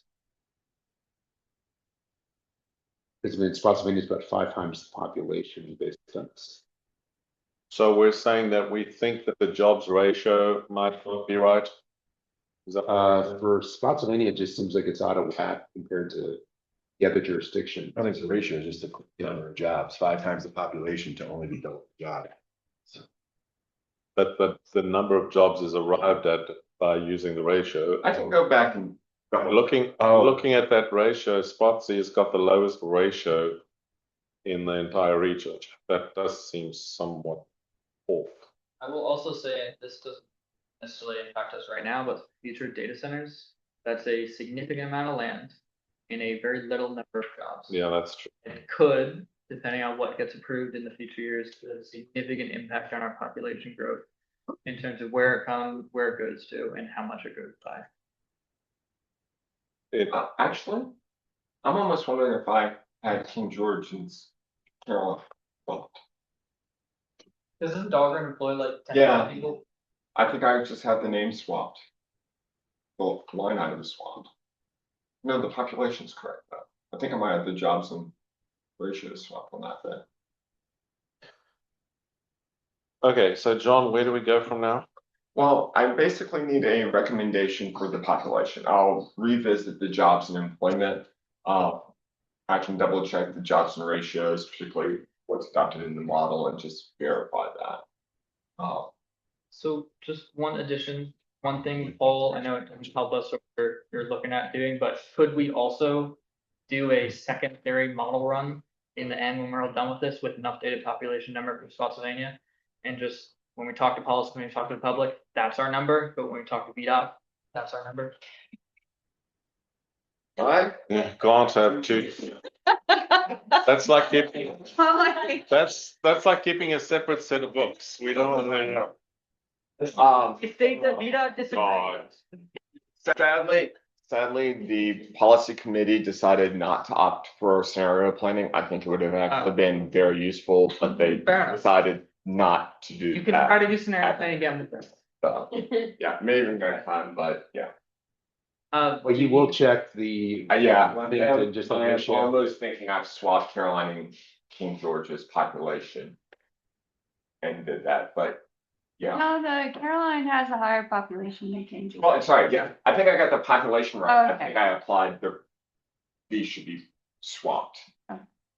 So yeah, because I mean, if I swap the ratios, then that number is going against a slightly small number, and therefore that would drop the jobs, and Caroline's would drop. as Google well. AI says King George is like 13,000 jobs today. So Yeah, Yeah. and that's probably it. I bet you I did that. do you need, That's what I get. We're not trying to put in an example. do you need a motion, John, or we? Yes, I need to have direction in action to say what should the population, should I start with the population numbers as for jumping off there? Okay, so recommendation to go with these population figures, with the understanding that staff will look at the employment figures and see if some adjustments need to be made. All right, I'll second that. All those in favor? Aye. 7J, endorse resolution 26-49 adopting a fiscal year 27 unified planning work program. Back to your email, is any comments on this? If not, I'll motion for approval. Great. So I actually did have a question on this. Basically with the Regional Transportation Authority, like it's under the special projects at the bottom and where else it's at the end, you just want to search on it. But I guess the question I have is like, it seemed like the special projects didn't have actually any funding with it. So you couldn't do anything, but there was a whole bunch of tasks listed there. So I guess I just wanted clarification on what was being envisioned. Well, it's permissive, all those projects came from the board, for the policy committee's, survey. But of So, course, we won't fund them, we won't, do any work on them there. but the way this is written, like staff can't work on any of this. There's no money assigned to it. Okay, so that was the intent. Yes. That's the problem. That's the problem. In the event, they are funded. That we some So the other question I have is I'm not sure whose initiative this is. The regional transit vision plan, is that in this? Say that again. The regional transit visioning plan? So that is something that was discussed at the policy committee. I think it was recommended by Chip Boyles originally and in discussion with the city. And we got an email from the city saying, yes, please, will you include this in your potential work program to have a discussion? It's a discussion item that the people talking about it are requesting, I believe. So again, we'll put it in under a general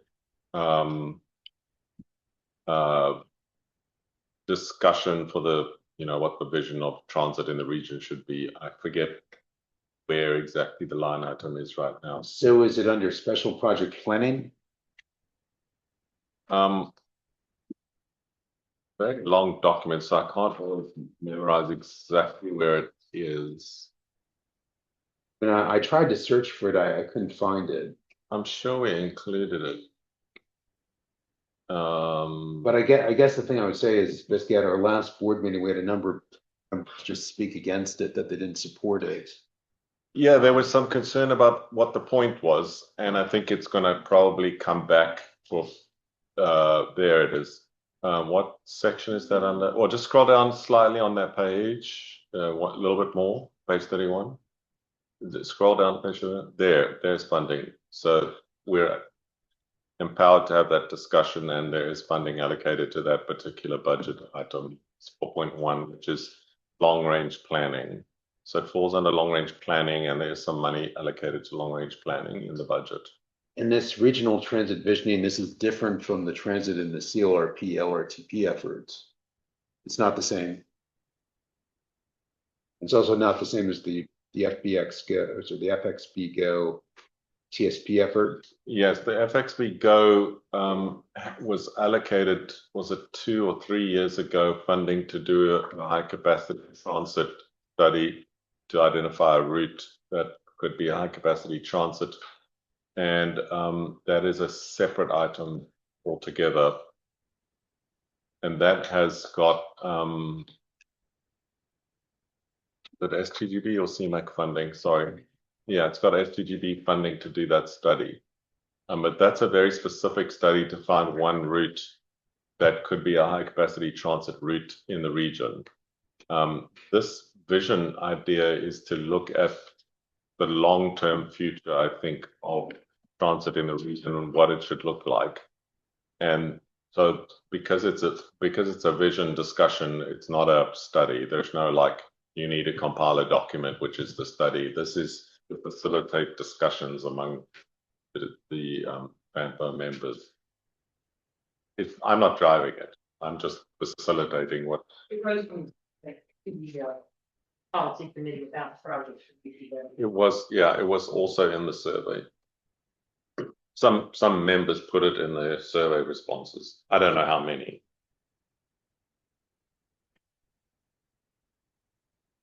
There are 2 changes I just want to alert you to, because the draft that we emailed out, I found an error in it. And if you look at your printed agenda in front of you, page 31 and page 1, $53.03 amount that was in the version I sent out to all of you with the agenda has an error. So that you'll see on your printed page, it shouldn't be $58,000, it should be $53,200. So I've made those amendments for the final version. And then on page 51, it's the same thing, the 5303 line item there for 4.1 had to be changed to 53,200. The total is still the same, but I had to amend 4.1 and 4.8. It's a question of how to reflect. There's a very small amount of rollover, and I have to reflect it somewhere. And I don't think I'd reflected it correctly in the version that was emailed out to you. The total column at the bottom, the 202, is exactly the same.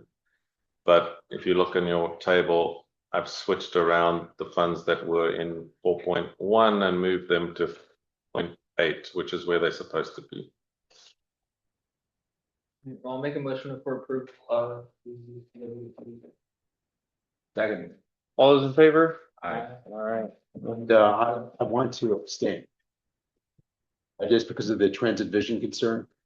Yeah, I'm not driving it personally, that particular item. It's something that, has been talked about over and over again in corridors for the last 5 years. And now some people are asking that we talk about it in the open. It's not my personal item that I'm driving. And unless John, sorry, I announced that, apologies. 7K endorse resolution 26-51 adopting the FY 27 to 30 TIP. John, unless you have any comments on it, or anybody else has comments on motion for approval of resolution 26. Second. All those in favor? Aye. All right, item F, June policy committee date is changed to Monday, June 29. Item 9, updates from agencies and localities. Anyone have any updates? I just want to introduce Matt Rooney, who's our new deputy director of FXPO. Welcome, Matt. Oh, welcome. Any others? Our Stafford Sidewalk project is complete as of last week. Oh, great. It's a CMAC SWG project, or CF. With that, we will adjourn and meet back here at June 1st. Thanks, everybody. You.